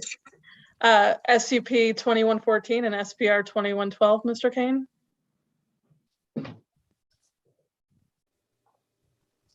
Thank you, Madam Chair. Our final public hearing this evening is a request for a bed and breakfast located at 303 North Main Street. Subject property is located in the CD4 General Urban Zoning District with no special requirements. The future land use is mixed use high. The applicant is proposing to construct an attached 1-car garage and reconstruct a driveway at an existing bed and breakfast dwelling. The applicant and property owner is Isabel Haas. The property area is 3/4 of an acre. Property is located on the west side of North Main Street across from the county office complex. The property abuts the Chippewa River and Island Park to the west. There's a mixture of land uses in the surrounding area. There's a multiple family dwelling to the south. To the north, there's a hotel. To the east is the county government complex. And as I mentioned, to the west is Island Park. And there's also a mixture of future land use and zoning classifications relating to that varied land use in the immediate surroundings. On the screen, you'll see a photo of existing conditions. This is looking at the existing dwelling looking towards the west from North Main Street. The applicant's proposing to construct the attached one-car garage to the left of that existing dwelling, basically in alignment with the existing driveway into the property. This is a perspective from that south side of the dwelling and the approximate area where that attached garage is proposed for construction. This is with the river would be at the photographer's back, looking out to the east towards North Main Street. Bed and breakfast dwellings are subject to a special use permit in the CD4 zoning district, and there are 5 special use permit criteria that specifically apply to bed and breakfast dwellings. The applicant's proposed conditions satisfy all 5 of those special use permit criteria. On the screen, you'll see an overview of the proposed site plan on the project. You'll see the applicant's proposal to reconstruct a portion of the driveway, which is shown in pink. The applicant's also proposing to concrete a portion of the driveway leading into the proposed attached garage, which is here shown in yellow. There's also a proposed overhang, which would connect to an existing porch, allowing for access out of the elements into the home. The application complies with all of the plan requirements listed in section 613 of the zoning ordinance. The proposed addition to the bed and breakfast dwelling also meets the setback requirements of the district. As it's an attached garage, those setback requirements are specific to an accessory building and they relate to the front setback of the building. You'll see that the proposed garage is located 22.5 feet from the front of the home, approximately 90 feet from the front property line, and it makes up only 27% of the building width upon construction. The accessory dwelling is proposed to be 8 foot from the south side property line and is over 100 feet from the rear west property line. In terms of building standards, we'll review those in association with the building permits that are submitted for the construction project. The applicant's not proposing any new encroachments with that building addition, and the applicant's proposing to rebuild the existing 16-foot driveway, but there's no changes to design or layout, which is consistent with the approval standards for this use in this district. So with that, staff's recommendation is approval of special use permit 2114 and site plan review 2112, subject to the meeting the requirements of Public Works. We do have the applicant on the call with us tonight, and I would welcome any questions from the Planning Commission, Madam Chair.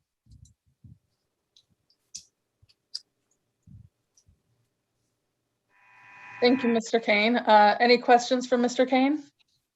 Oh, Mr. Kane, the parking area, is that to remain the same as it was before, or is that being reconstructed as well? The applicant's proposing only to reconstruct the driveway, not the parking spaces that are located adjacent to it. Okay, thank you. Jacob, why do they need a review to add a garage if it doesn't like pick up the land, you know, with all those percentages and stuff? Because it's not a single family dwelling, it's a bed and breakfast dwelling. So as a special use, modifying the characteristics of the site trigger a site plan and special use permit review by the Planning Commission. Thank you. Any other questions for Mr. Kane? If the applicant would like to speak?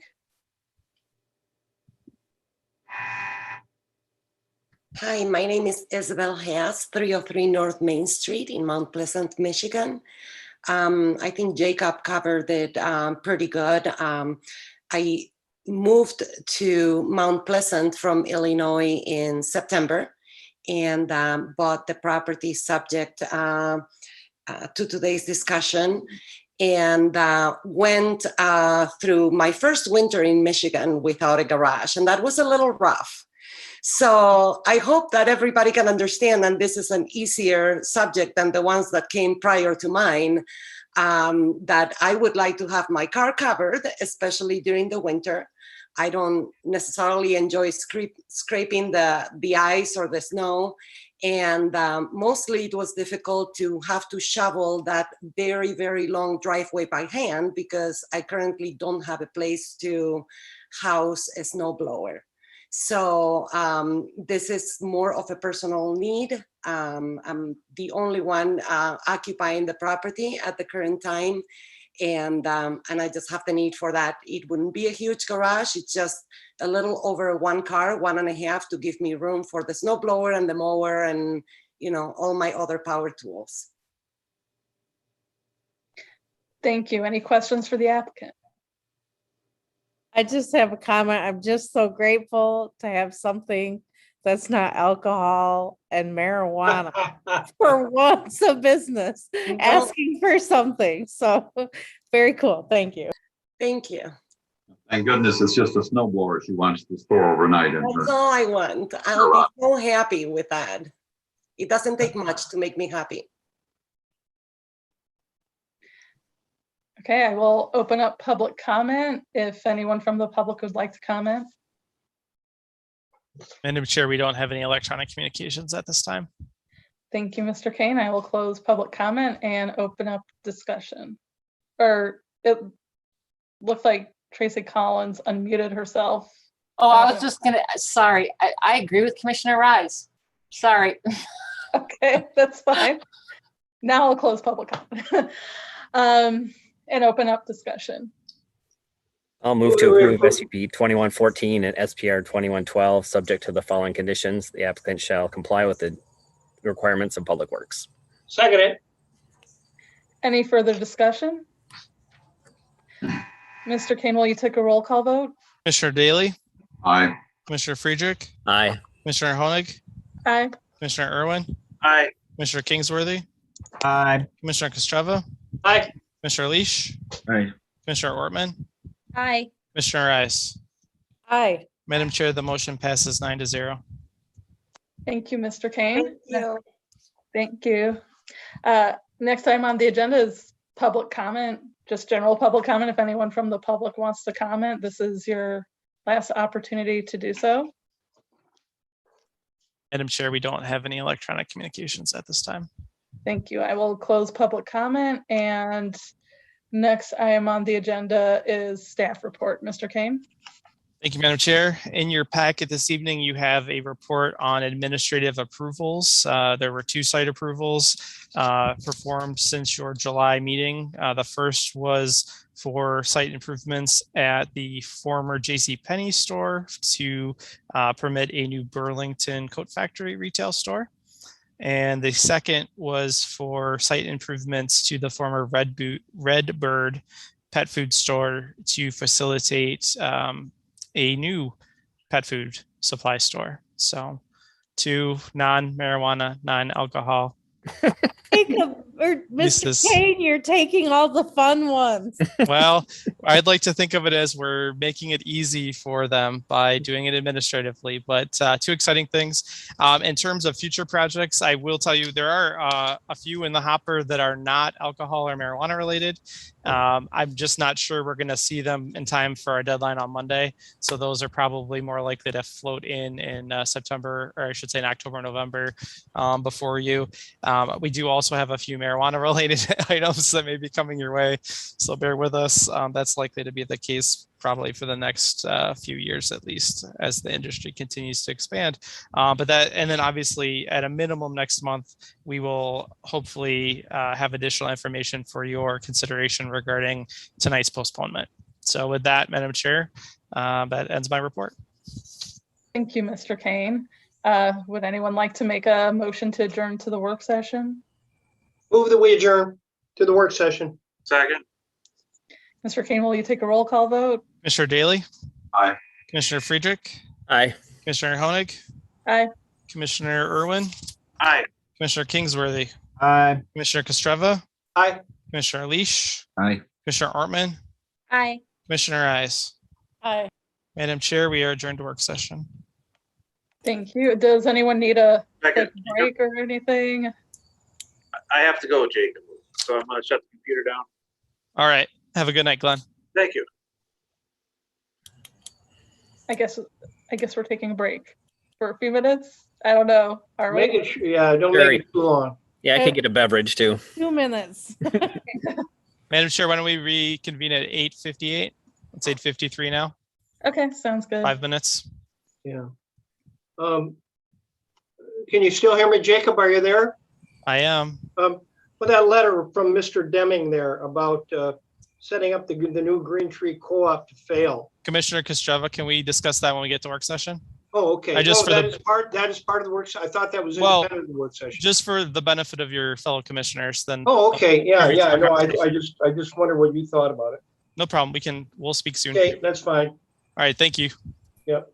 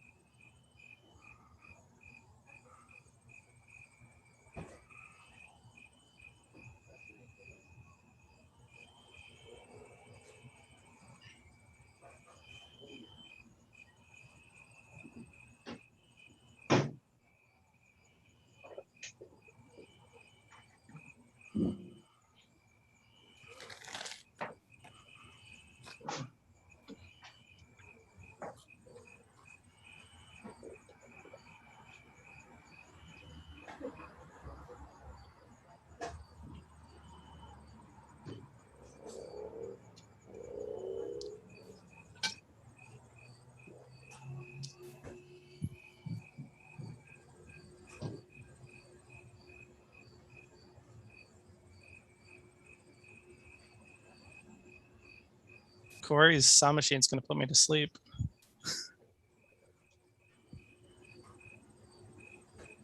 Nice.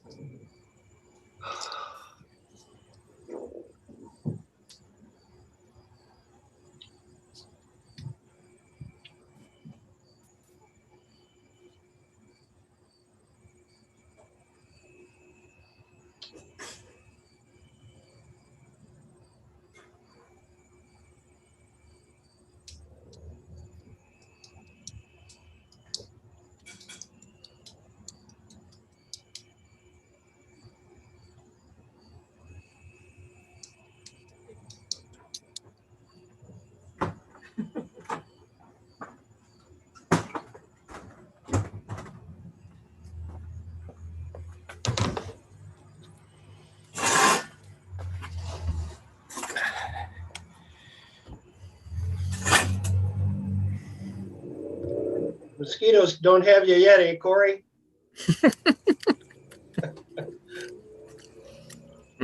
So nice sitting out here in the evening, having cheese. Yeah. I'd have some wine, but I'm in a meeting, so it's water instead. Well, now we You can say- go downtown so and get. So you say it's water.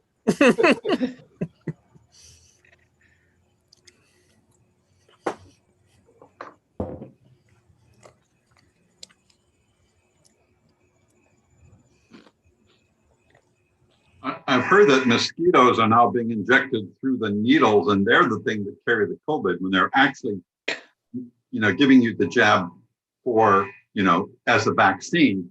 You're actually getting a tiny mosquito that will infect you with the coronavirus.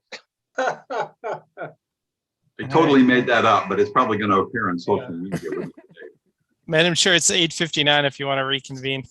Okay, and now starting the August 5th, 2021 work session. Mr. Kane. Thank you, Madam Chair. Back in your work session in June, we were originally scheduled to discuss green infrastructure. And at the time, there was some general feedback provided, but there was a desire to continue the topic to the August work session, which is tonight. One of the specific feedback that was received in June was a desire to learn more about the city's role in river stewardship and planning, and specifically how the Parks Department interfaces with that process. For those who don't know, our longtime Parks and Public Spaces Director, Chris Bundy, retired a few months ago. And so the city has a new Parks and Public Spaces Director, Phil Biscorner, and he has graciously stuck with us these past 2 hours so that he can introduce himself to you and hopefully answer some of your general questions you might have regarding the river. And then certainly, I think for Phil's benefit, if we could go ahead and tackle that topic first, and then we can move on to other questions or comments regarding green infrastructure that you all may wish to discuss. So that's just by way of introduction, Madam Chair. Thank you, Mr. Kane. Mr. Biscorner. So just real briefly, I can give you the overview of the Chippewa River Master Plan. At this point, there are a couple stakeholders that are meeting regularly to put this plan together. The plan was essentially made possible by the 2% grant through the Chippewa tribe. The current players in the plan it's us, Union Township, Isabella County, Mount Pleasant Area Conventioner and Visitors Bureau, Saginaw Chippewa Indian Tribe, Central Michigan University, and the Chippewa Nature Center. Being this is my third week, I don't have a whole lot of meat on the bone there to provide you, but that essentially is something. They met last night, and I do not have the information from that meeting. So at this point, sustainability is part of their conversation. And other than the Chippewa River Master Plan, the Parks Department has provided some riverbank stabilization projects. Three of which that I've been made aware of are one over at Chippewater's, one at Nelson Park, and one at Island Park. And that is essentially my quick presentation. Thank you. I guess anyone have any questions or thoughts? Do we do any testing of water quality in that river? I see kids swimming in it all the time. Are there any E. coli testing or anything that the city of Mount Pleasant is responsible for? That I could not tell you at this point. I believe someone is testing the water because I know there's levels that are being put out there.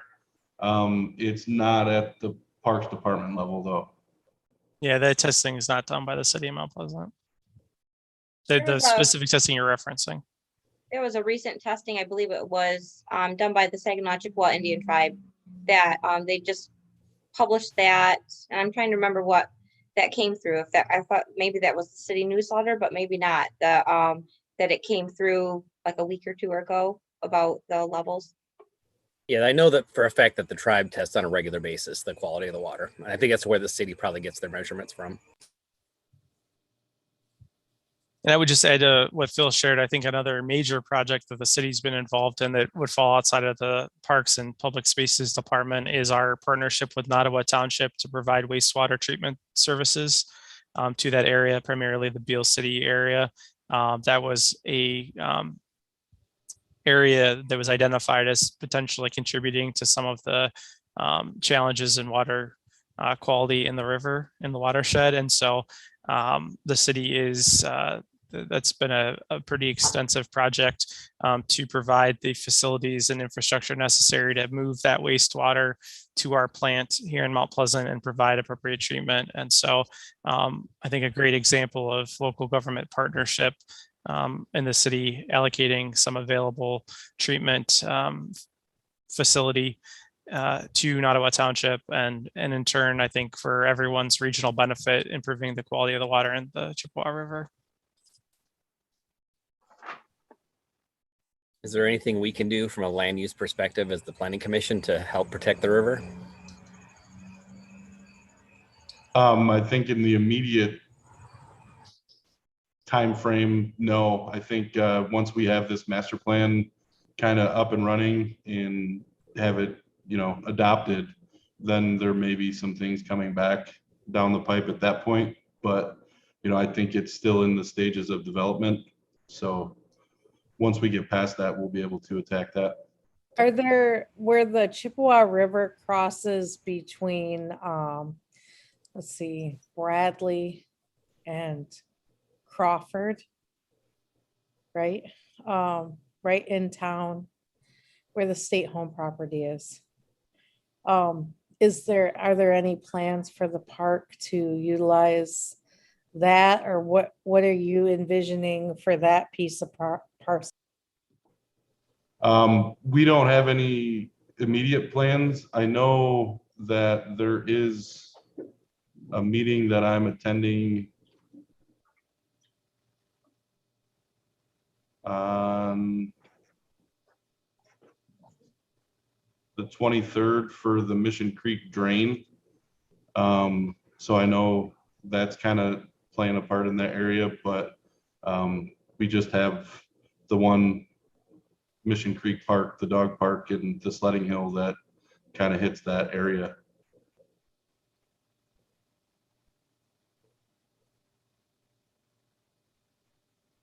I would, to Commissioner Friedrich's earlier question, I would note that I think one of the land use benefits our parks provide is that they occupy a great deal of the floodplain within the city and the community. So it has a natural benefit of preventing development within our floodplains. It has the detriment to Phil and his sanity that his projects tend to fall in those areas. And so when there are flooding conditions, he's going to be in the position of being among those most impacted. But that, I think, compared to many other communities with water resources within them, we're pretty fortunate that so much of our riverscape and floodplain falls within publicly held lands, both as a recreational amenity, but also as a flood protection measure. So Oh, absolutely. I know the parks do a lot for us, not only because for that reason, but it's also a lot of pride that citizens have in our parks. So I really do appreciate that. That's why, I would like for us to be able to protect them in some way as much as they protect us too. So if there's something we could do, I think would be beneficial to both of us. I will not hesitate to reach out. So do we zone the property parkland? Is that what designates it parkland if the city owns it and we zone it parkland? That's not what, that wouldn't be what would designate a park. The parklands are zone civic zone under the city's zoning map. But that designation's only existed since 2018. Prior to that point, the parks were generally zoned in the manner in which any adjacent properties were zoned. And that wasn't necessarily a consistent district across the city. So how do parks become parkland? I believe it has to do with at the time of acquisition and the manner in which it's acquired and the purpose that it's put toward, that would be the likely there'd be some sort of a resolution relating to the acquisition of the property that would indicate that, or at some future time. But So specifically the state home property, who designates that parkland? Could the city commission do that? yeah, that would be the city commission's role if they determined that it was to be used as a public park to make that designation. Likely with the recommendation first coming from the Parks and Recreation Commission, since their role is generally to advise on matters such as that. I suspect in that circumstance, given the likelihood that parkland would be zoned in a civic zone, the Planning Commission would also participate in that process at some level. And that would be true of any parkland designation, not at any specific instance. But that's not what we're doing here today. I don't think so, no. That was not the intent. Any takers? No. Let's make it park. The intent tonight was to address the earlier question, which just had to do with the role of the river in the city's kind of green infrastructure. And so I think certainly the river is a recreational amenity, but it also is infrastructure as it takes on floodwaters from the city, stormwater from our roads and built environment. And so it plays a pretty important role in our infrastructure system.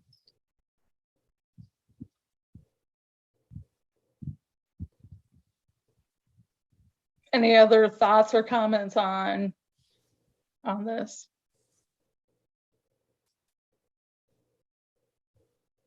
On the river per se? Is that what you're asking? Yeah, at this time, if we could wrap up any questions you might have about the river or the park system so that Phil can return to his regularly scheduled programming, and then we can move on to any other questions you might have on green infrastructure. We're not creating a dam, right? That's not the question. On the river? Yeah, I mean, what are we supposed to do with the river? We have nothing to say about it. Not much. I think the Planning Commission has a role in ensuring the health of the river, and that's primarily through addressing land uses that might be adjacent to it. I do think that in our context, that role is probably much less significant than it would be in many riverfront communities that have more development along the river and less parkland. So, like giant apartments on the river. I'm thinking that, historically in most communities, the rivers were a means of commerce. So you typically see industrial development along the river. And over time, as communities have deindustrialized, you start to see that land cleaned up and reclaimed for other purposes. And I think just north of Pickard, we have that a little bit still, where the river crosses and there's industrial use right there. Even where I'm sitting right now, City Hall was an industrial use, as were the adjacent properties. And there were actually railroad tracks running along the riverbank on the north or the south edge of the river, and up along behind our earlier public hearing subject property. There was a railroad that actually ran along that edge of the river. So that was true here as well, just not to the same extent. Obviously, the Chippewa River's navigation capacity is somewhat limited for commerce. although not entirely limited, but it doesn't offer the same shipping opportunities that a larger river might.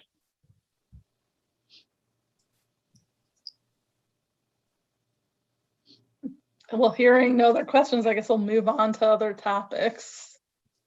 Thank you, Phil. Yeah, thanks, No Phil. Good problem. luck. Bye, Phil. Thanks for having me.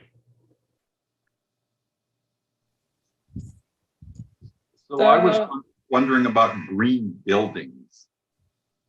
And do we have any role in the greenness of new construction? Not directly. There are different measurement tools and certifications that are used pretty widely in the building construction industry to determine or designate buildings' sustainability or their greenness.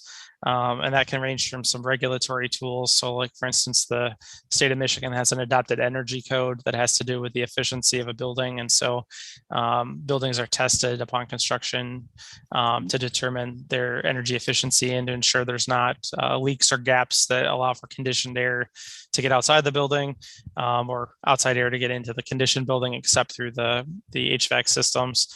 And then obviously most of you have probably heard of LEED, which is an energy efficiency designation that buildings can obtain. And there's different levels of LEED certification that a building can accrue, but that's generally something that's obtained by the building developer.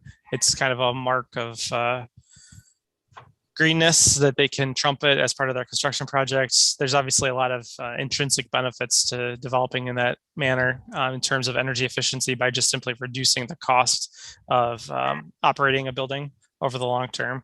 And so some folks will do it for that reason. For instance, I know there's institutions that opt to build their buildings for certification as just their internal policy. And so my alma mater, the University of Florida, I know has a policy where they seek a particular level of LEED certification with all their new construction projects. And so that's just sort of their internal policy to say, we're going to meet these standards, and those vary. They could have to do with the manner in which your water is reclaimed and reused. It could be energy efficiency steps. It could be having to do with the energy efficiency of windows or doors, the use of lighting and the type of lighting that's provided in the building. There's a lot of different ways that they measure that energy efficiency into an overall score to determine its certification status. But generally speaking, you don't see that type of requirement within a zoning ordinance simply because it doesn't directly relate to the health, safety, and welfare of the community. And so it's a little bit outside of the purview and expertise of the Planning Commission to be evaluating a property for that reason. I think we have runoff.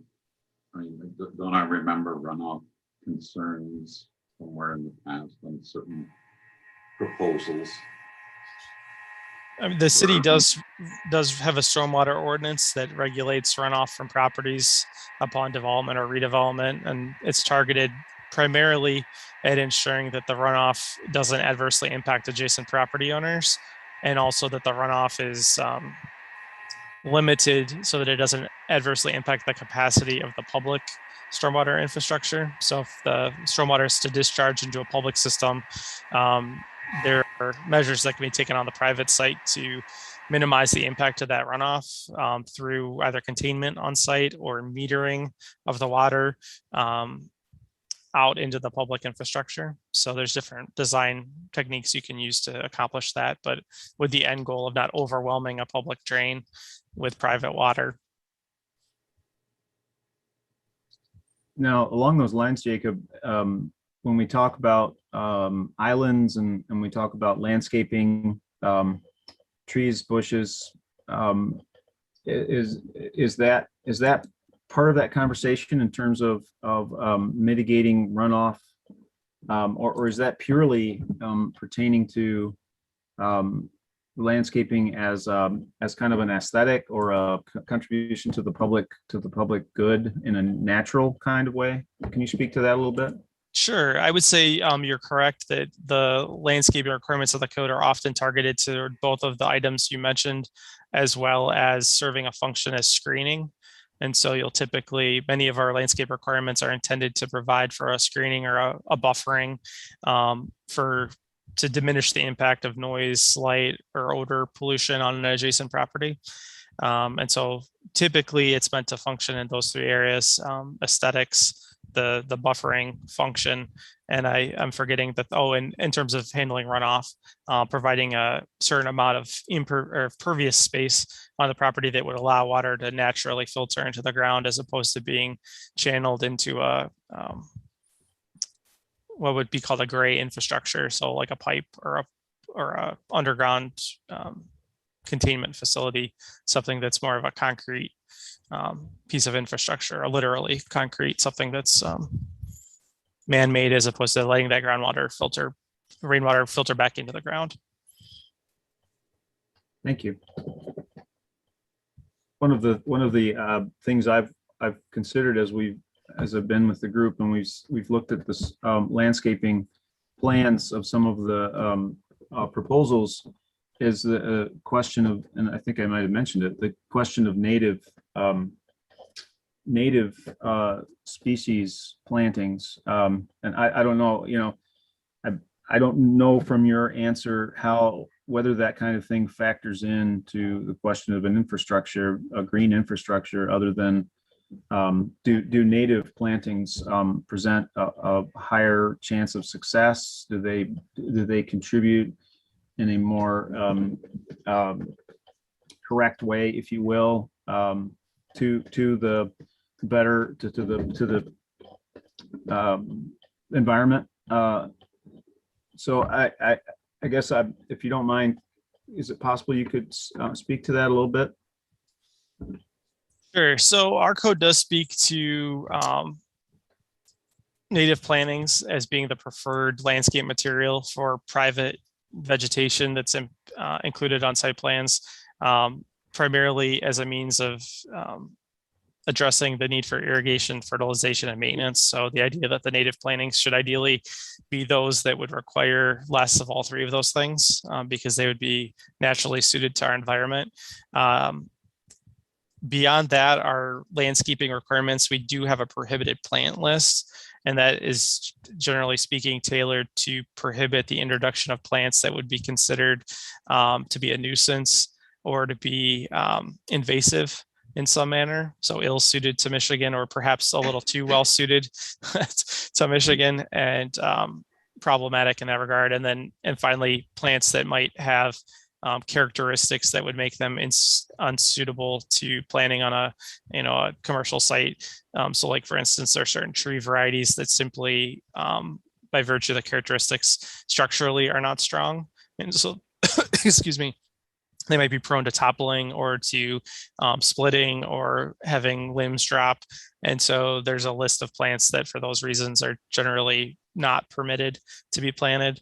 I will tell you, one of the challenges that we face in Mount Pleasant with regard to landscaping, and I think it extends into other areas of our life here, is that there's simply, we don't have access to the bounty of planting materials in our region that some of the larger metro areas do. And so I frequently find that landscape contractors are called in to landscape a property that's been approved by the Planning Commission, and they're simply unable to source certain specified materials that a landscape architect may have specified. And so they're forced into finding appropriate substitutions for those materials in order to get the sites planted. And so I know from my own personal experience as a gardener that sourcing native plantings can still be a challenge. And so I think it's good. I personally am pleased that we urge native plantings. I think it is in the best interest of everyone to use natives when possible. I would be reluctant to recommend that we require native plantings, simply because, well, for one thing, native plantings aren't necessarily the only plantings that require low irrigation, low fertilization, and low maintenance in order to thrive in Michigan, but to just simply from the practicality standpoint of allowing our businesses to source plantings that they need in order to meet the requirements of the code and get their projects up and open.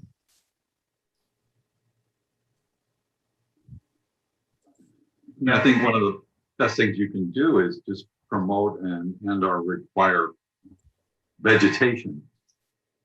You know, some trees, some place where that sunlight gets absorbed, and used, as opposed to making streets hot. Yeah, street trees are probably one of the best things that you can do in your community to deal with heat, with climate change, with stormwater runoff, with aesthetics. The street trees do really carry a lot of the burden in our infrastructure. I mean, they really are part of our local infrastructure, in addition to all the other myriad benefits they offer from an aesthetic perspective, from a providing a habitat for animals and birds. So if you haven't signed up to get a street tree in front of your house, I'd encourage you to do that. The city does offer those for free every spring to interested homeowners. So it would be a great thing to do to address all of those issues.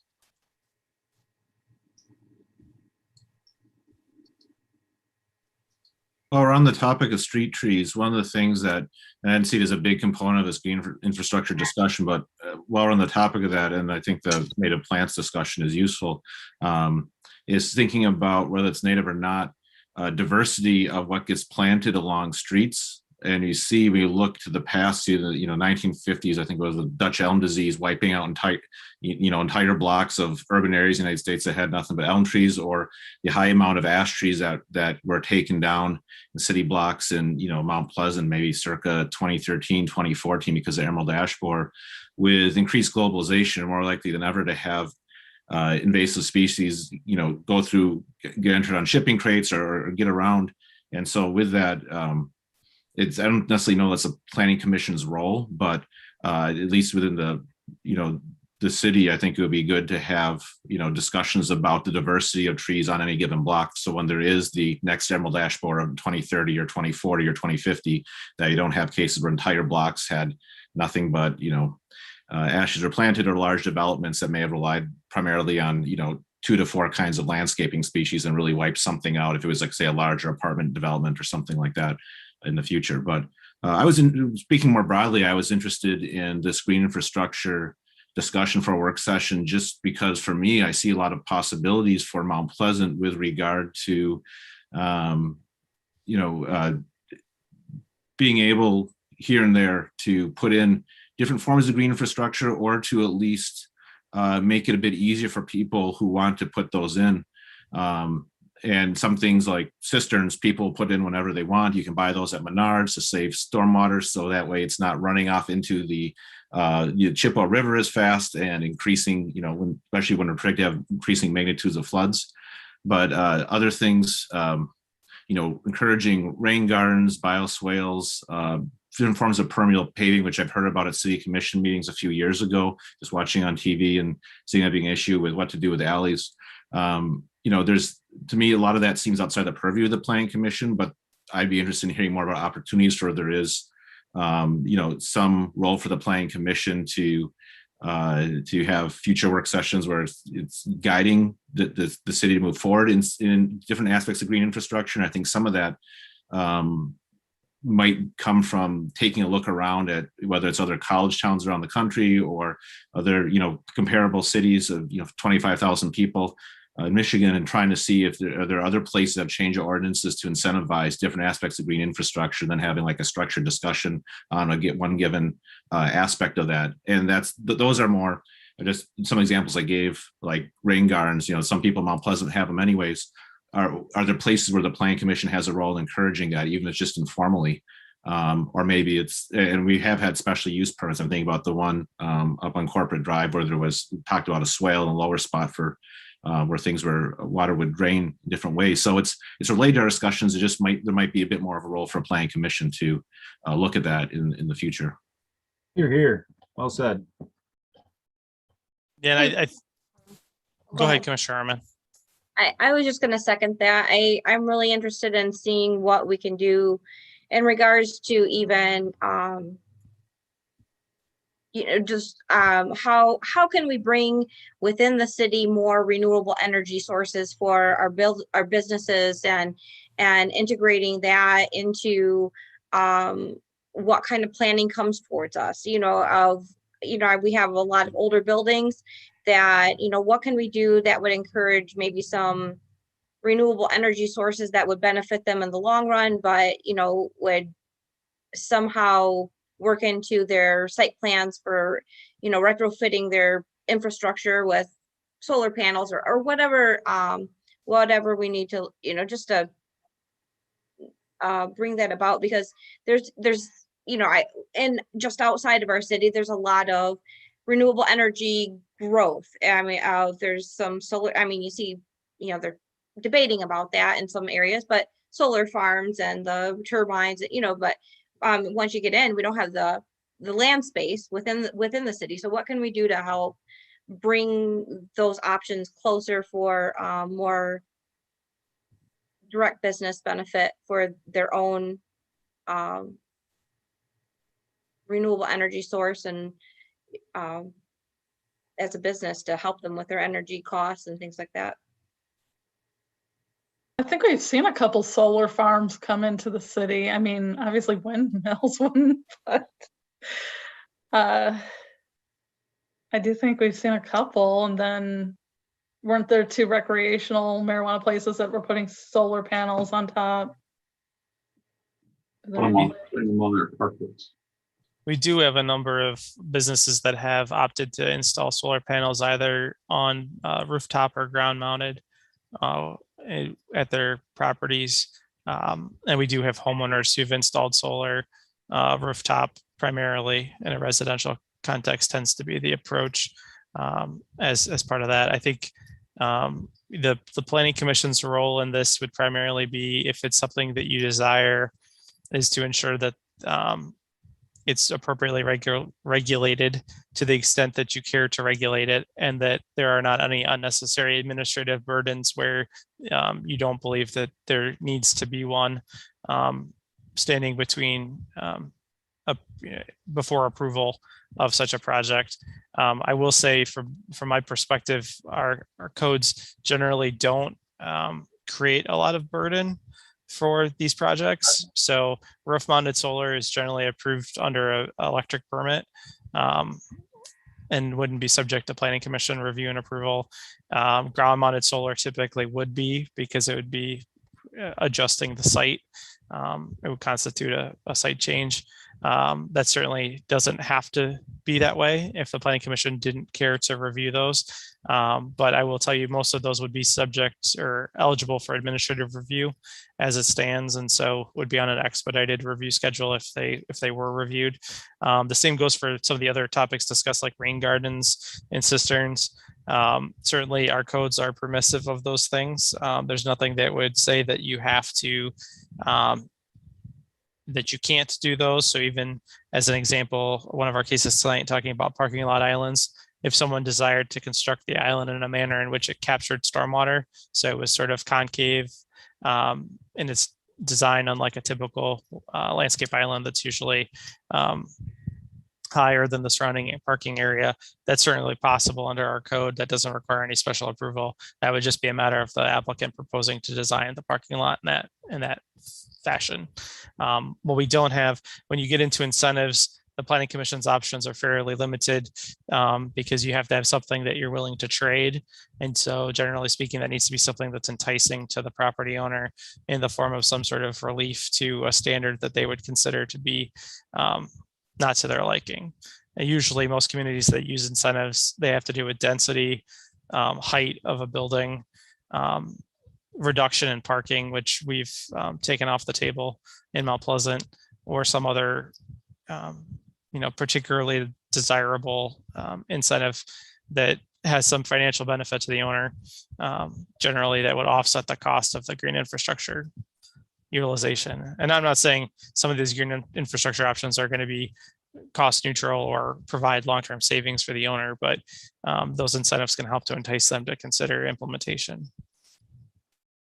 So it seems with relatively limited, incentives possible from the end of this body, and regulation not entirely but largely looking at how can we reduce unintentional barriers that may exist for specific forms of green infrastructure, as wide open as it may be.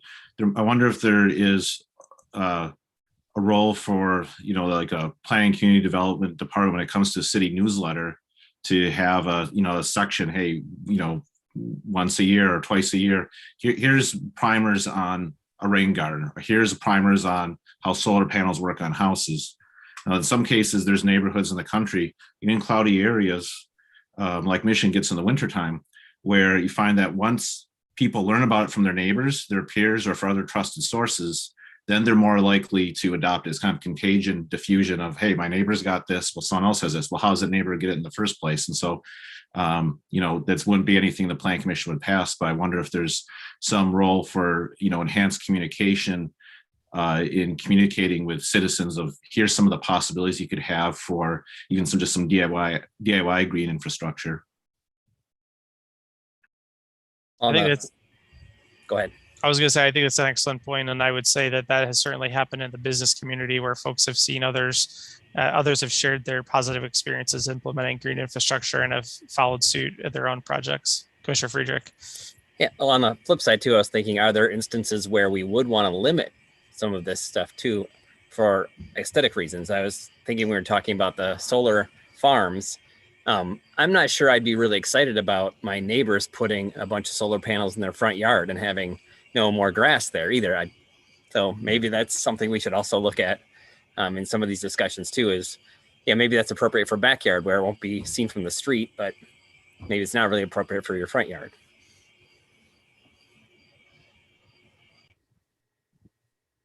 I think it's a question. I don't think it's come up. But yeah, to take Matt's point, we need a green sheet on green stuff. It's helpful. Who's doing what, how it works. So can you hear me? Yeah.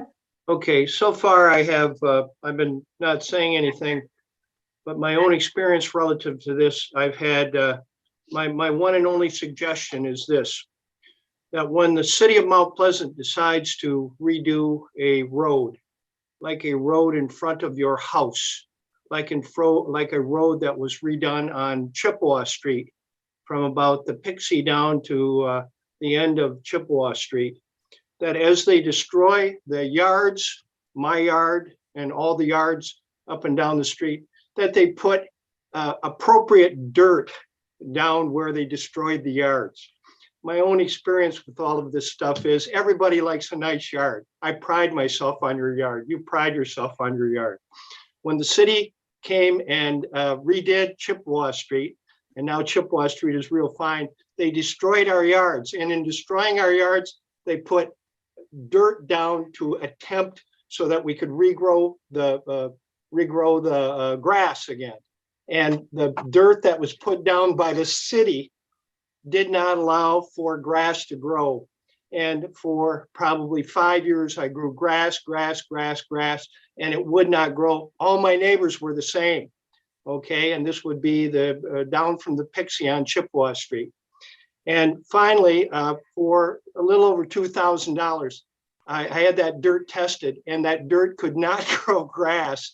And it really did make me mad at the city. And I thought about suing the city of Mount Pleasant, okay, or whoever the contractor was. But no, I had Gunner Landscaping go in, and for $2,200 put new dirt, and up and down our street, we had that same thing happen. The only thing that I see here relative to greenness and good thing is when the city does a construction project, will they please allow for decent grass, decent dirt that will allow it to grow grass. They took away a dump truck worth of dirt and put decent dirt in, and now I have grass after 5, 6, 7 years. And with that, I'm going home. I'm tired. Have a good day. Bye-bye. Well, I'm not the dirt guy, but I'll get that dirt feedback to the appropriate dirt people. I move that we conclude this meeting. Before we move on, I would like to move to our second item and at least get some feedback on the work session schedule. I can appreciate folks' desire to move on with their evening, but I do want to, in order to do that, I'd like to know where we're headed with our work session schedule, if that's all right. Please do. Okay, so In your packet, in your work session packet, as I indicated, the city commission asked the planning commission discuss 4 past sign permit application issues that they identified.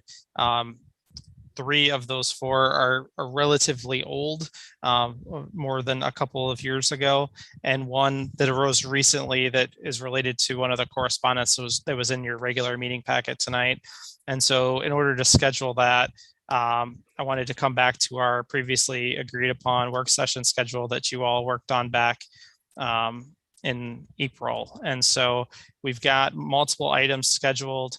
I don't know if we've concluded our green infrastructure conversations or if you want to continue this conversation at a future meeting. And so I'm just looking for direction from the group on what your comfort level is on scheduling for the rest of the year. We currently have items scheduled for September, October, and November, nothing scheduled in December, and 1 item that was deferred to discussion to next year.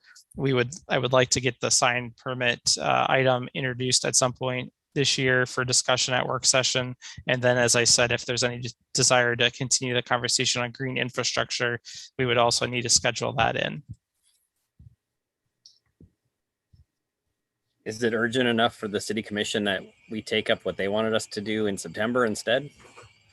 I don't believe it's urgent. It wasn't a formal referral. It was just a request that there be a discussion. So I think that I pose this to you, leaving you the flexibility to determine for yourselves where you want to prioritize it relative to the other items that are lined up for discussion.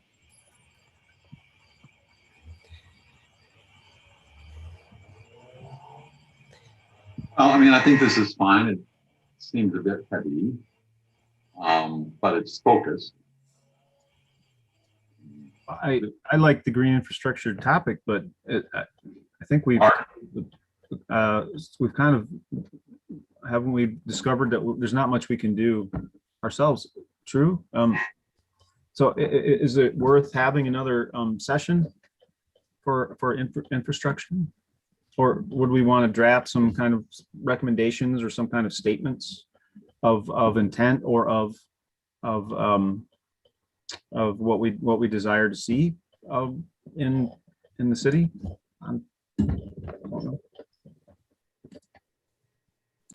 I would give feedback. I really liked Commissioner Leach's recommendation of the newsletter recommendations, just kind of to share those topics of things. But I think, you know, if we're reviewing them as they're coming through with site plans and things like that, it sounds like we're, you know, addressing them as we can as a planning commission.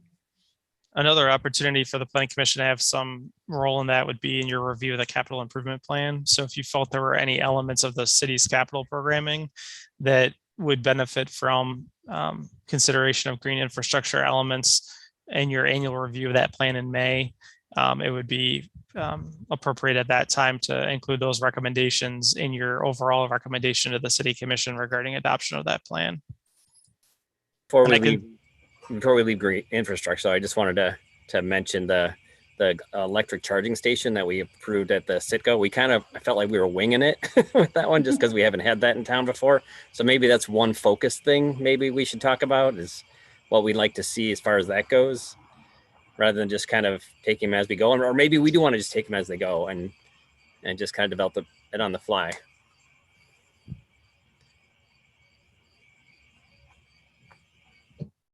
Would the group maybe want to adjust this proposed schedule a little bit to include on a discussion about that?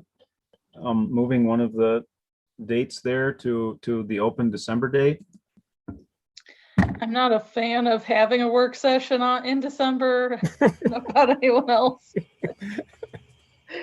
You're certainly also welcome to double up these items or to move something to 2022 for scheduling. I would just suggest, obviously, we can't control the main meeting agenda in its entirety. So, and nights like tonight, probably if we had fewer work session items, I may have deferred work session on your agenda, just simply understanding that you'd probably all understandably be a little exhausted at the conclusion of the regular meeting. But those are options that you have as well. If I was to make a recommendation, I think your November topic would be, from my perspective, the least time sensitive. So if you were to move anything or defer anything, I would recommend that that item be deferred. I would also note that this schedule does not include the sign question. So if you want to include the sign question, that would be 2 new topics, electric car charging and signage, that would need to be scheduled in at some point in 2021. What if we scheduled those for November and then move what's currently scheduled for November to 2022? That worked for me. Works for me. I like that. So moved. Oh, we can't take any official action in the work session, but if there's general agreement to that schedule, we will continue with our previously planned schedule for September and October.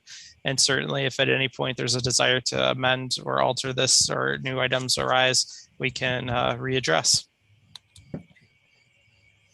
Sounds good. Second. I'm punchy. I'm sorry.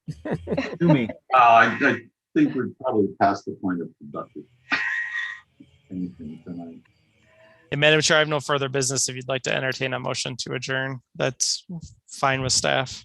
Okay, if someone would like to make one. Move to adjourn. Second. Mr. King, will you take a roll call vote? Commissioner Daly? Aye. Commissioner Friedrich? Aye. Commissioner Honig? Aye. Commissioner Kingsworthy? Aye. Commissioner Leash? Aye. Commissioner Ortman? Aye. Commissioner Rise? Aye. Madam Chair, you're adjourned. Yay. For the rest of your summer, everybody. Thank You you. too. Bye.